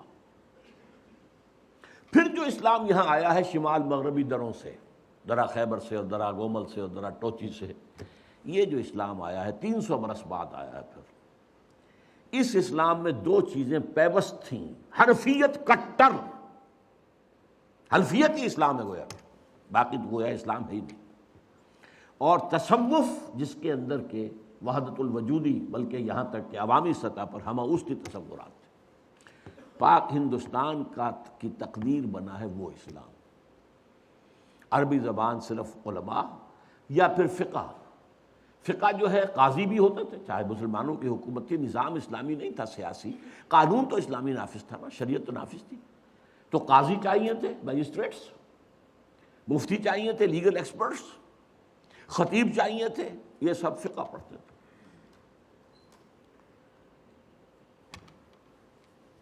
اور قرآن سے جو دوری رہی اور حدیث سے جو دوری رہی، یہ کہیں جا کر وہ 11ویں 12ویں صدی میں جا کر قرآن اور حدیث کی طرف رجوع ہوا ہے۔ ہندوستان میں حدیث کی طرف پہلے رجوع ہوا ہے شیخ عبدالحق محدث دہلوی رحمۃ اللہ علیہ، جو 11ویں صدی کیا بلکہ ثانی کے مجدد شیخ احمد سرہندی کے ہم عصر ہیں۔ انہوں نے حدیث کا پودا لگایا ہے اس سرزمین ہند میں۔ 12ویں صدی میں شاہ ولی اللہ دہلوی آئے ہیں، انہوں نے قرآن کو کھولا۔ کس طرح؟ فارسی ترجمہ کیا۔ اس سے پہلے ترجمہ کرنا حرام سمجھا جاتا تھا، گناہ سمجھا جاتا تھا، جرم سمجھا جاتا تھا، اور شاہ ولی اللہ کے خلاف بھی عوامی ایجیٹیشن ہوئی ہے مولویوں کے ذریعے سے، مار دو اس کو، ترجمہ کرتا ہے۔ اور 2 افغانی، انہیں ولایتی کہتے تھے اس زمانے میں، ولایت، یہ ولایت تھا نا، دوسرا ملک تھا، 2 ولایتی بلا لیے گئے تھے، فتح پوری کی مسجد میں عصر کے بعد درس حدیث دیا کرتے تھے، وہاں سے نکلے ہیں تو کھڑے ہوئے تھے وہ 2 پٹھان، 2 افغان قتل کرنے کے لیے، لیکن کچھ روب ایسا پڑا ان پر شاہ صاحب کی نورانیت کا یا شخصیت کا کہ وہ قتل نہیں کر سکے، ورنہ قتل کرنے۔ بہرحال حدیث کا، اور پھر دوسرے انہوں نے الفوز الکبیر کتاب لکھی، جس سے عام آدمی کے لیے بھی فہم قرآن کی کوشش کرنا ممکن ہو گیا۔ پھر ان کے 3 بیٹے، 4 میں سے 3 بیٹوں نے قرآن کے ترجمے کیے اردو میں۔ شاہ صاحب نے تو فارسی میں کیا تھا، جو اس وقت کی آفیشیل لینگویج تھی، جو آج کی انگریزی تھی، گویا کہ انگریزی دور کی انگریزی اور مسلمان دور کی فارسی۔ اسی لیے تو وہ آپ کے ہاں کہاوت ہے نا، پڑھے فارسی اور بیچے تیل، دیکھو رے قسمت کے کھیل۔ فارسی پڑھ کے تو اسے سرکاری عہدیدار ہونا چاہیے، یہ تیل کیوں بیچ رہا ہے؟ اور یہی حال ہمارا بعد میں ہوا انگریزی کا۔ اس اعتبار سے شاہ عبد العزیز نے ترجمہ بھی کیا، تفسیر بھی لکھی، تفسیر عزیز اردو میں۔ شاہ عبد القادر نے ترجمہ کیا با محاورہ، شاہ رفیع الدین نے کیا لفظی ترجمہ۔ اور یہ سب کیا ہوا ہے 19ویں صدی کے شروع میں۔ 19ویں صدی کا درمیانی حصہ جو تھا وہ تحریک مجاہدین سید احمد بریلوی اور شاہ اسماعیل شہید کی جد و جہد اس میں گزرا، اور یا پھر جس کو کہا جاتا تھا غدر، پہلی جنگ آزادی اس میں گزرا۔ لیکن 19ویں صدی کے آخر میں سر سید احمد خان نے تفسیر لکھی، 15 پارے کی تفسیر ان کی اب بھی ملتی ہے، اور اس میں الہاد ٹھوک ٹھوک کر بھر دیا۔ اس میں معجزات کا انکار ہے، اس میں فرشتوں کے وجود کا انکار ہے، اس میں جنات کے علیحدہ وجود کا انکار ہے۔ یعنی جو بھی نیوٹونین سائنس کی گرفت میں آنے والی چیزیں نہیں ہیں، کیسے ہو سکتا ہے کہ سمندر پھٹ جائے؟ یہ کیا مولویوں نے بتا رکھا ہے؟ نہیں، یہ تو مد و جزر کا معاملہ تھا۔ سمندر جزر پر تھا تو حضرت موسیٰ نکل گئے، اور جب فرعون آیا تو وہ مد کے اوپر آ گیا، بس غرق ہو گیا۔ یہ ساری توجیحات، فرشتے کوئی نہیں ہیں، فرشتے فورسز آف دی نیچر کا نام۔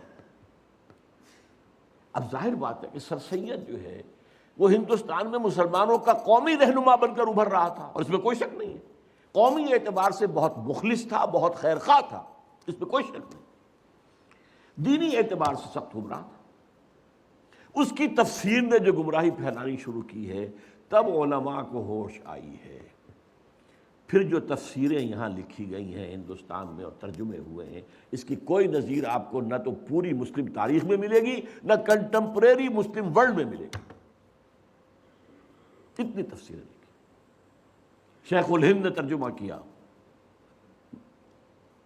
محمود حسن دیوبندی نے اردو میں ترجمہ کیا، اس پر حواشی مکمل کیے شبیر عثمانی شیخ الاسلام نے۔ اسی طرح بریلویوں کے امام جو ہیں امام احمد رضا خان، انہوں نے ترجمہ کیا، اس پر حواشی لکھے مفتی نعیم مراد آبادی نے۔ اہل حدیث نے لکھی، مولانا سراج اللہ امرتسری نے لکھی، مختلف جو مذہبی تھے انہوں نے بھی تفسیریں لکھی۔ مولانا اشرف علی تھانوی نے لکھی، ان کے شاگردوں کو سمجھ لیجیے 3 تفسیریں انہوں نے لکھی۔ مولانا عبد الماجد دریابادی نے لکھی، مولانا مفتی محمد شفیع صاحب نے معارف القرآن لکھی، مفتی ادریس کاندھلوی صاحب نے، مولانا ادریس کاندھلوی نے لکھی، تفسیروں کا سیلاب۔ پھر دوسری طرف جو سر سید کے پیروکار تھے ان میں قادیانی سامنے آئے، انہوں نے تفسیریں لکھی۔ بشیر الدین محمود نے 2 تفسیریں لکھی، تفسیر کبیر، تفسیر صغیر، محمود احمد، بشیر الدین محمود احمد۔ مولوی محمد علی کی تفسیر جو تھی انگریزی کی، وہ بہت مقبول ہوئی، اس لیے کہ اس وقت تک انگریزی میں کوئی ترجمہ اور تفسیر تھی ہی نہیں، اور جدید جو طبقہ پیدا ہو رہا تھا جو مسلمانوں کا انگریزی پڑھ کر، انہیں ظاہر بات ہے کہ ضرورت تھی کہ انگریزی میں۔ اسی طرح علامہ مشرقی سائنٹیفک قسم کی جو توجیحات انہوں نے کی۔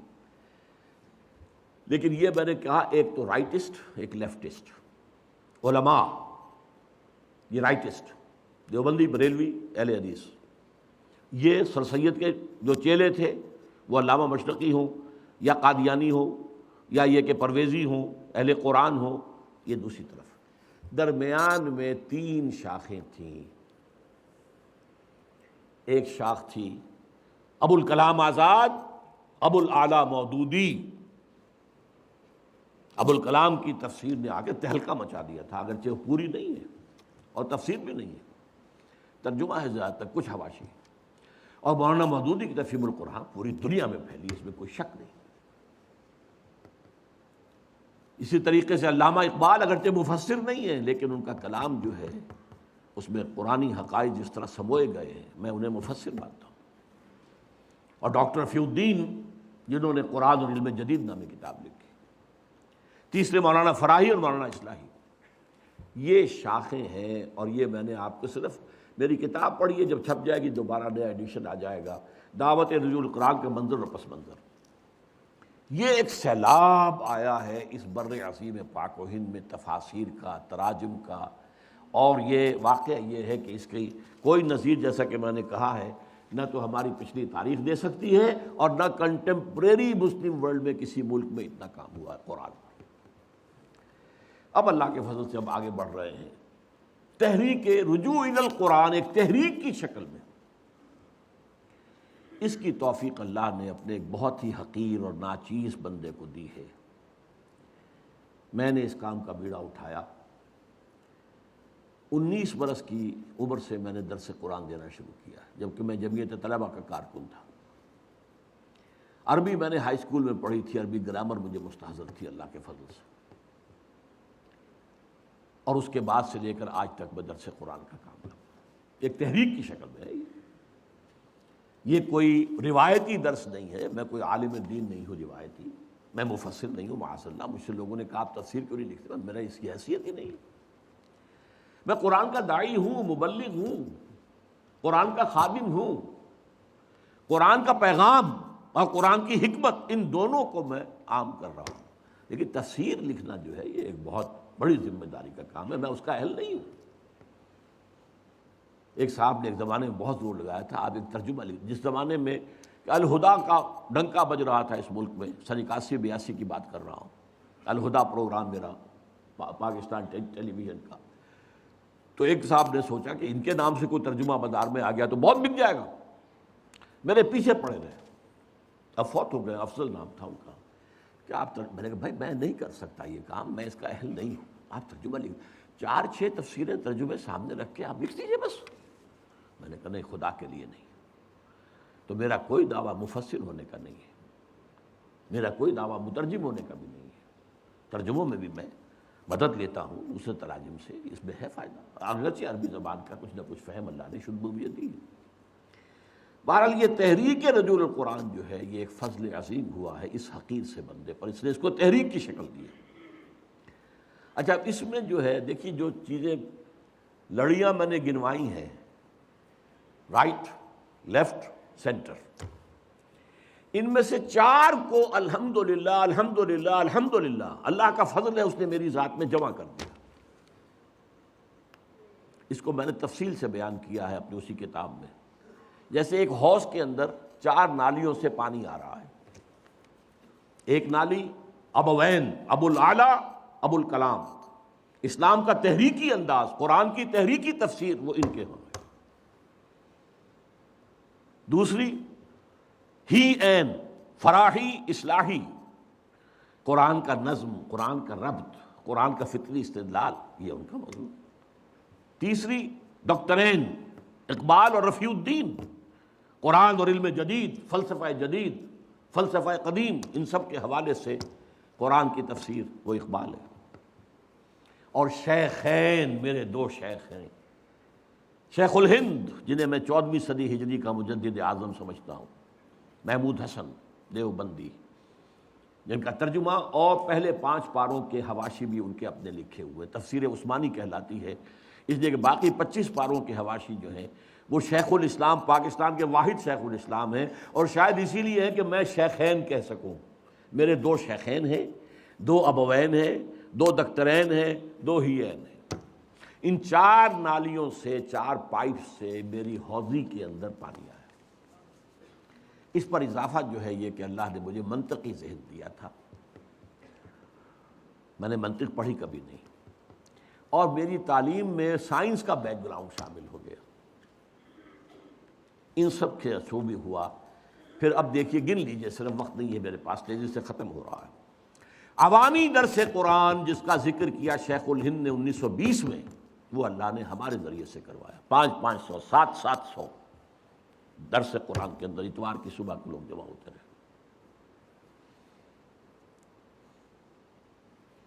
انجمن ہائے خدام القرآن، لاہور، کراچی، ملتان، جنگ، فیصل آباد، انجمن ہائے خدام القرآن، قرآن اکیڈمیز، لاہور، کراچی، ملتان، فیصل آباد، جنگ، قرآنی تربیت گاہیں، 1 مہینے کی، 7 دن کی، 20 دن کی، 2 ہفتے کی تربیت گاہیں، کبھی کوئٹہ میں ہو رہی ہے، کبھی اسلام آباد میں ہو رہی ہے، کبھی کراچی میں ہو رہی ہے تربیت گاہیں۔ پھر تراویح کے ساتھ ترجمہ قرآن، یہ طرز خاص ہے، ایجاد میری، اس کا تصور نہیں کیا جا سکتا تھا کہ 5 گھنٹے، 5.5، اور شروع میں نے جب کیا تھا 6 گھنٹے لگتے تھے جبکہ تراویح ختم ہوتی تھی اور عشاء کی نماز۔ پھر فیلوشپ اسکیم شروع کی، پھر 1 ایئر کورس شروع کیا۔ پڑھے لکھے لوگ جو ہے ایم ایس سی ہیں، بی ایس سی ہیں، یہ ہیں، پی ایچ ڈی ہیں، ڈاکٹر ہیں، انجینئر ہیں، یہ آئیں اور 1 سال لگائیں، یا اب ہم نے اسے 9 مہینے کا کیا ہوا ہے، اور یہاں عربی پڑھیں، قرآن پڑھیں۔ الحمدللہ اس سے بھی اب بے شمار لوگ نکل چکے ہیں۔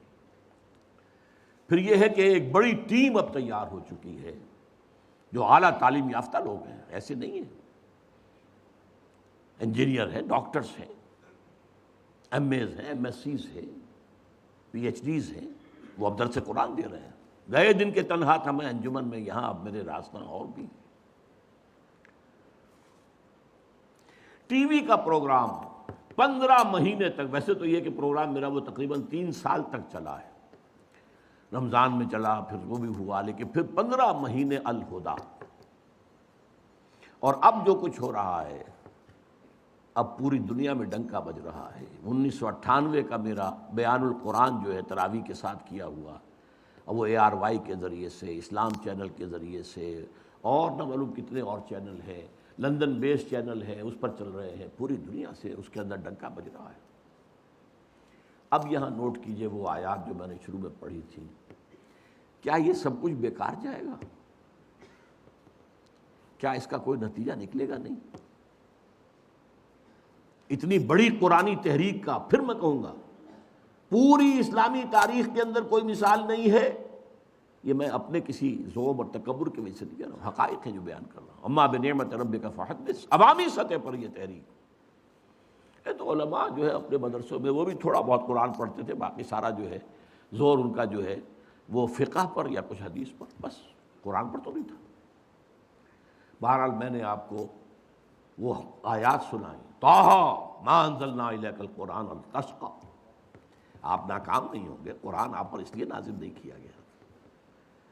وَبِالْحَقِّ أَنزَلْنَاهُ وَبِالْحَقِّ نَزَلَ وَمَا أَرْسَلْنَاكَ إِلَّا مُبَشِّرًا وَنَذِيرًا إِنَّهُ لَقَوْلٌ فَصْلٌ وَمَا هُوَ بِالْهَزْلِ إِنَّهُمْ يَكِيدُونَ كَيْدًا وَأَكِيدُ كَيْدًا۔ اور حدیث نبوی، إِنَّ اللَّهَ يَرْفَعُ بِهَذَا الْكِتَابِ أَقْوَامًا وَيَضَعُ بِهِ آخَرِينَ۔ اب اس جو بھی جد و جہد یہاں ہوئی ہے اللہ کے فضل و کرم سے، اس کا ایک تو خاکم بدہن منفی نتیجہ نکلنے کا اندیشہ ہے پاکستان کے حق میں۔ جتنے بڑے پیمانے پر یہ دعوت رجوع القرآن اس ملک میں چلی ہے، اور پھر بھی یہاں عوام کے اندر کوئی اسلامی تحریک برپا نہیں ہو سکی، عوام کا رخ نہیں ہوا۔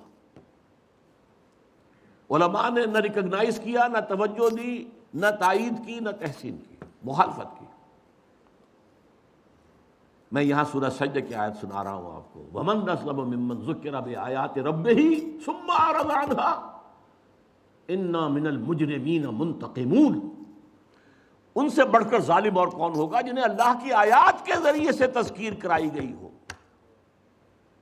میں نے وعظ نہیں کہے ہیں، میں نے آیات الہی کا درس دیا ہے، میں نے آیات الہی کے ذریعے سے فذکر بالقرآن من یخاف وعید۔ تو ان سے بڑھ کر ظالم کون ہوگا جنہیں اللہ کی آیات، ان کے رب کی آیات کے ذریعے سے تذکیر کرائی گئی ہو، پھر بھی ثم اعرض عنہا، پھر بھی ان سے اعراض کیا ہو۔ اور بڑے سخت الفاظ ہیں، انا من المجرمین منتقمون، ہم ایسے مجرموں سے تو انتقام لے کر رہیں گے۔ اللہ ہمیں اپنے پناہ میں رکھ لے، ہمیں معاف کر دے۔ اور دوسری بات، وَإِن يَكْفُرْ بِهَا هَؤُلَاءِ فَقَدْ وَكَّلْنَا بِهَا قَوْمًا لَيْسُوا بِهَا بِكَافِرِينَ۔ یہ بھی حضور کی دلجوئی کے لیے آیت نازل ہوئی تھی سورہ انعام میں، اے نبی اگر آپ کی اس قوم نے اس قرآن کی ناقدری کی ہے، 10 برس میں آپ کو 100 آدمی ملے یہاں صرف ناقدری کی ہے۔ اِن یکفر بہا ہؤلاء، یہ آپ کی قوم، فقد وکلنا بہا قوما، ہم نے اس قرآن کے لیے ایک قوم کو تیار کر رکھا ہے، اس کے سپرد کی ہوئی ہے خدمت۔ لیسوا بہا بکافرین، وہ کافر نہیں ہوں گے وہ اس کی ناقدری نہیں کریں گے۔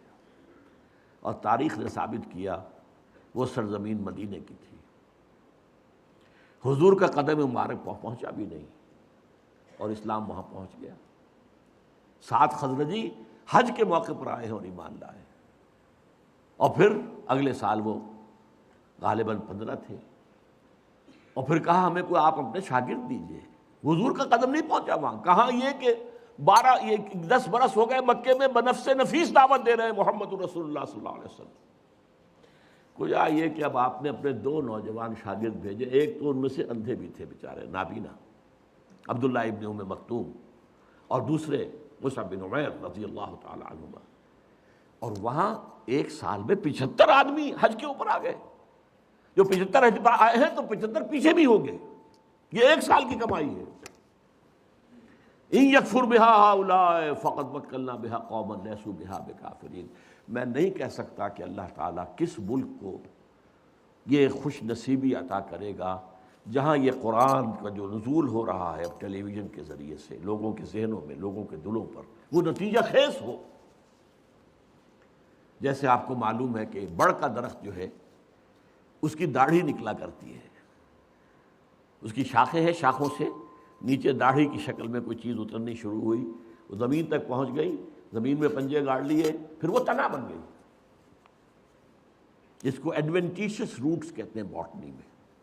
ایک تو اصل تنا تھا، اس کی شاخوں کے ساتھ جو ہے یہ نیچے اتر کر داڑھی کی شکل میں اور زمین پر پنجے گاڑ کر وہ پھر تنے بن گئے۔ اسی لیے یہ بہت ایکڑوں کے اندر برگد کا درخت جو ہے وہ پھیل جاتا ہے۔ ایسے برگد کے درخت بھی ہوئے جن کے نیچے پوری فوج آرام کرتا ہے، غالباً بہار میں۔ بہرحال میں نہیں کہہ سکتا، کہیں نہ کہیں تو یہ جڑ پکڑے گی یہ دعوت، میں نہیں ہوں گا لیکن اس کے نتائج کہیں نہ کہیں نکلیں گے، اس لیے کہ مجھے یقین ہے ما انزلنا علیک القرآن لتشقی انہ لقول فصل وما هو بالحزل بالحق انزلناہ وبالحق نزل اور ان اللہ یرفع بہذا الکتاب اقواما ویضع بہ آخرین۔ جو بھی قوم اس کو لے کر اٹھ کھڑی ہوگی کسے باشد، ہو سکتا ہے اللہ کسی غیر مسلم قوم کو توفیق دے دے۔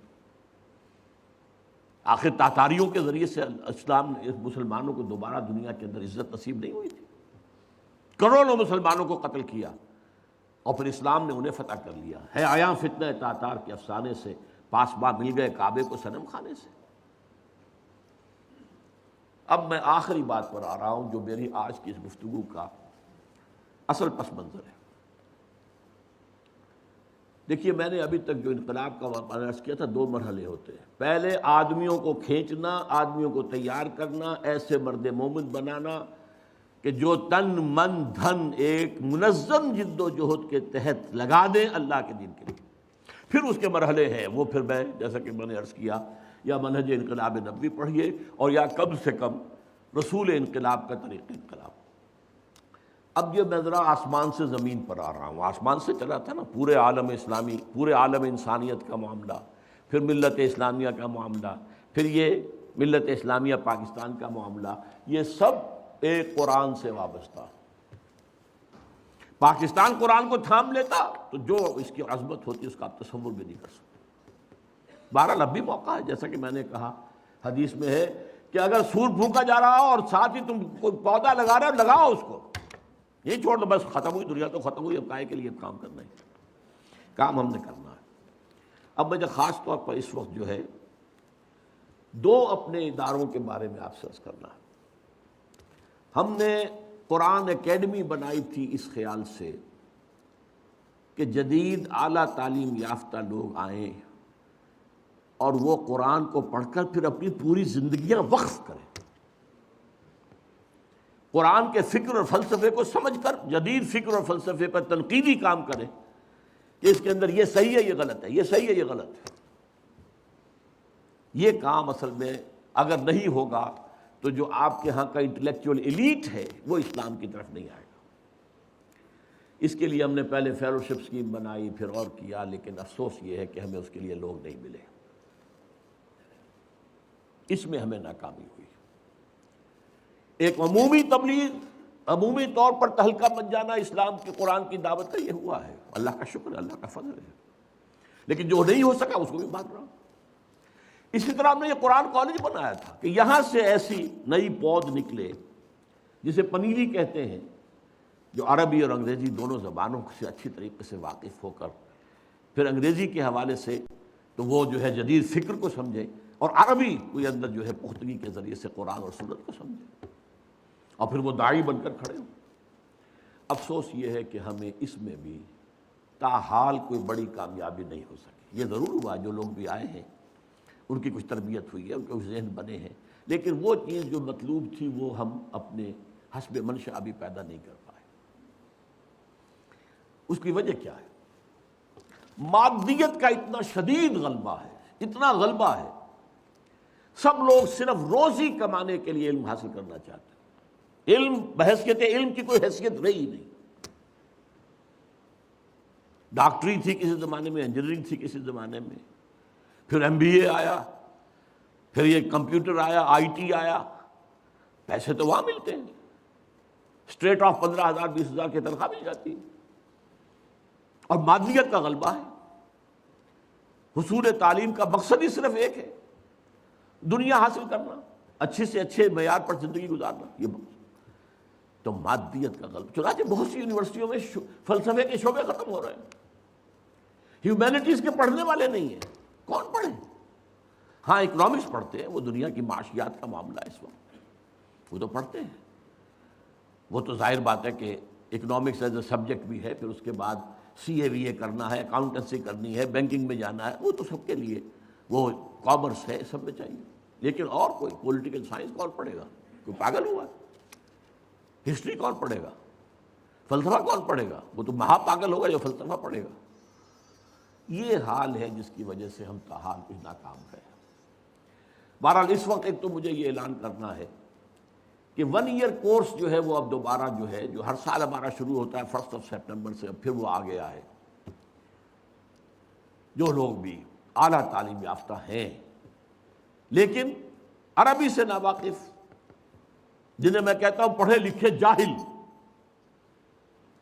ایک طرف ایم ایس سی ہے، پی ایچ ڈی ہے، دوسری طرف قرآن ناظرہ بھی نہیں پڑھ سکتے، جاہل ہو گئے کہ نہیں؟ پڑھے لکھے جاہل، ان کے لیے ہم نے یہ انتظام کیا ہوا ہے کہ وہ آئیں، 9 مہینے لگائیں ڈٹ کر، صبح 8 بجے سے لے کر 1 بجے تک باقاعدہ تعلیم ٹھوس، اور پھر شام کو بھی کام کرنا پڑے گا تب آگے چل سکیں گے، ورنہ نہیں۔ یہ ہمہ وقت جاب ہے۔ اور دوسری بات جس کے لیے میں نے خاص طور پر آج آپ سے ایک یہ ہینڈ بل بھی تقسیم ہو گیا ہے آپ کو، اب اس کالج کے نظام کو ہم تبدیل کر رہے ہیں۔ اس کالج میں اب ہم صرف داخلہ دیں گے ان لوگوں کو جو عربی لازماً لیں، اسلامک سٹڈیز لیں، انگریزی تو ہے ہی ہے، لہذا ان کو تیار کیا جائے اس کام کے لیے کہ جو ہمارے پیش نظر ہے۔ یہ تحریک جہاں تک پہنچ چکی ہے، اب ایک نئی ڈائمنشن کے ساتھ، ایک نئی تعداد کے اندر لوگ جو ہے وہ ابھریں اور وہ اس کام کو کریں۔ تو یہ لیفلیٹ آپ کے پاس ہے، یہ میں چاہتا ہوں کہ میرے ساتھ آپ اس کو پڑھ لیں، نکال لیجئے اپنی جیبوں سے، میں پڑھوں گا آپ بھی دیکھتے جائیے۔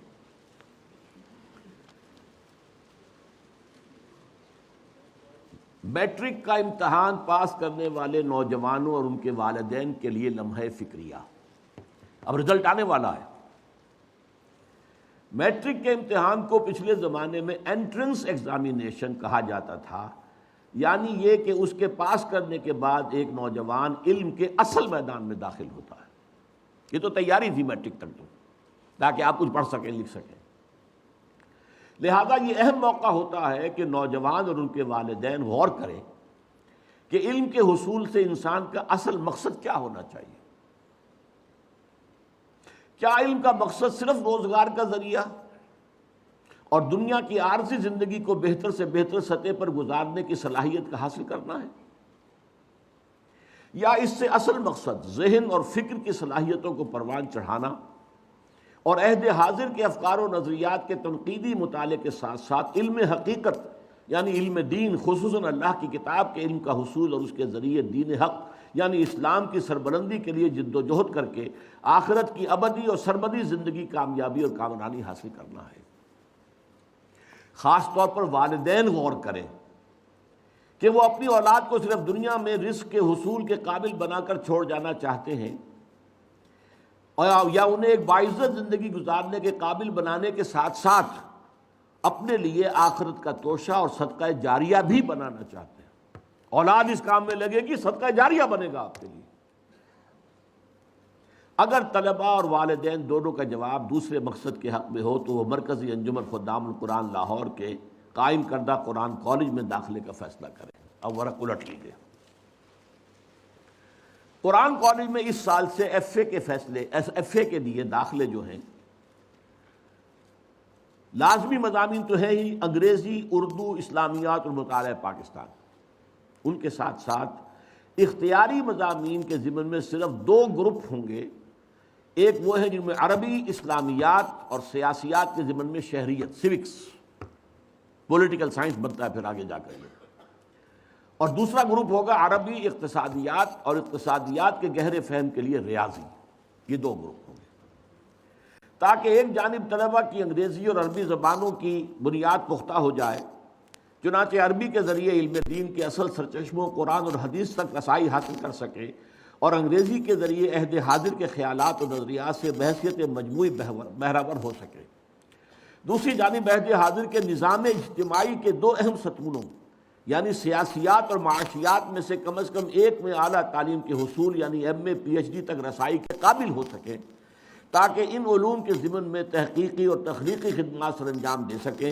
ان امتحانی مضامین کے علاوہ انشاءاللہ تمام طلباء کو کمپیوٹر کے استعمال کے قابل بھی بنایا جائے گا، اور معاشیات کے طلباء کے لیے شماریات کی کوچنگ بھی ہوگی۔ یہ امتحانی مضمون نہیں ہوگا لیکن کوچنگ ہوگی۔ اب میں نے ایک بات ذہن میں رکھ رہا ہوں کہ یہ نہ سمجھیے کہ اس کا مطلب یہ ہے کہ دنیا سے کنارہ کشی کی دعوت دے رہا ہوں اور کوئی آگے کیریئر ان کا دنیا میں ہوگا ہی نہیں۔ اس نظام کے تحت بی اے ایم اے کرنے والے طلباء کے لیے معاش کے ضمن میں حسب ذیل راستے کھلے ہوں گے۔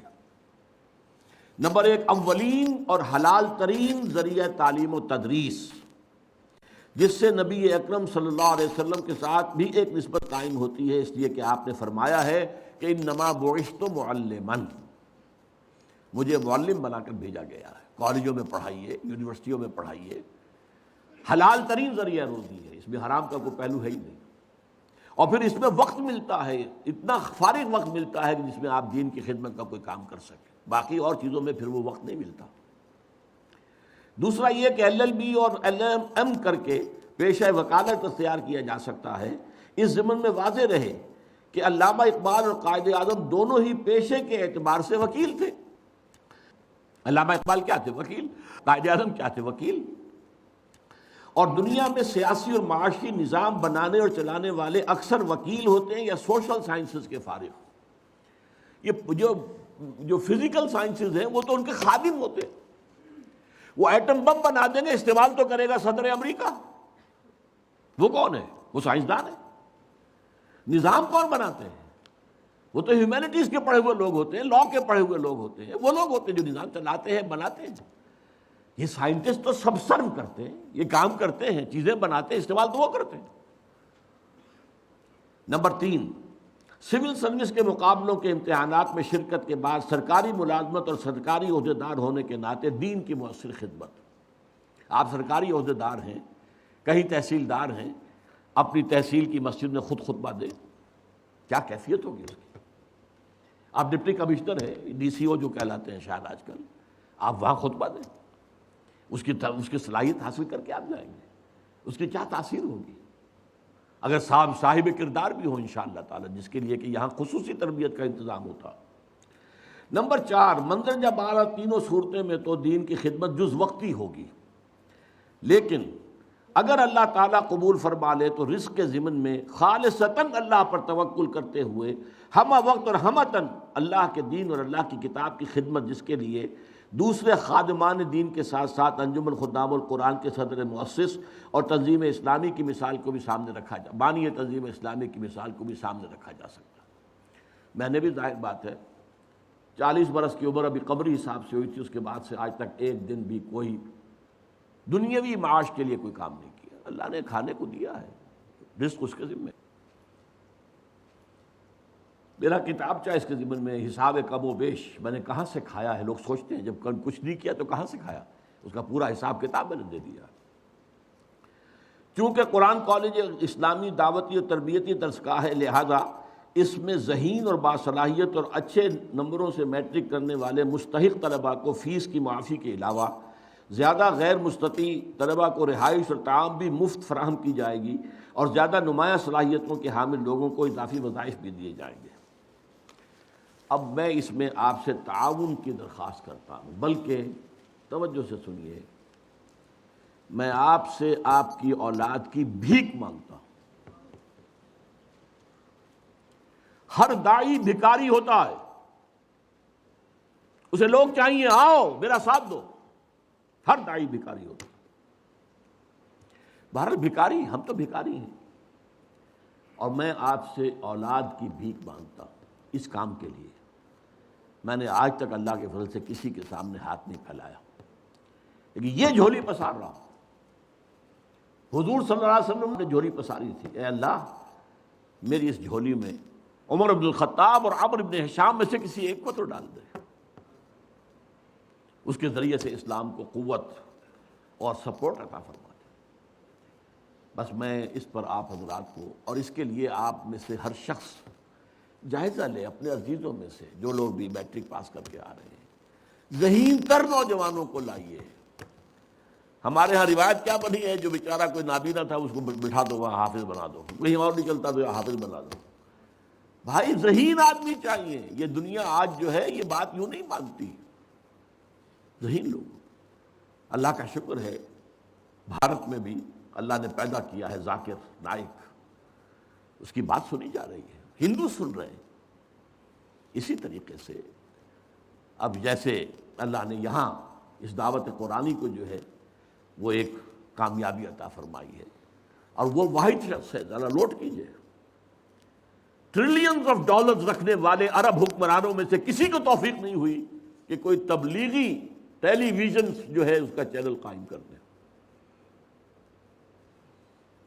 لیکن یہ کہ آج تک کسی کو یہ توفیق نہیں ہوئی کہ اسلام کی دعوت و تبلیغ کے لیے قادیانیوں تک نے چینل قائم کیے ہوئے ہیں۔ ان کا جو نام نہاد خلیفہ ہے، اس کا جمعے کا خطبہ پوری دنیا میں سنا جا رہا ہے، مسلمانوں کو توفیق نہیں ہوئی۔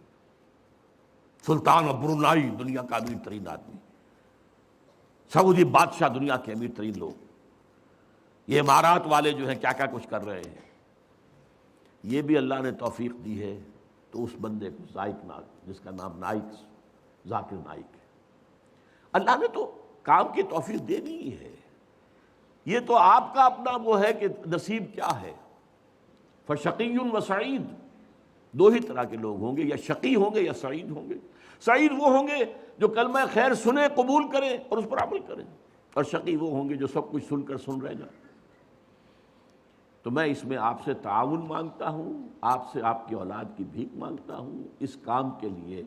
ان نوجوانوں کو، اور اس لیفلیٹ کو جا کر ذرا دوبارہ اچھی طریقے سے ایک ایک حرف پر دوبارہ غور کرتے ہوئے اس کو پڑھ لیجئے اور اس کے مبلغ بن جائیے۔ اقول قولی ھذا واستغفر اللہ لی ولکم ولسائر المسلمین والمسلمات۔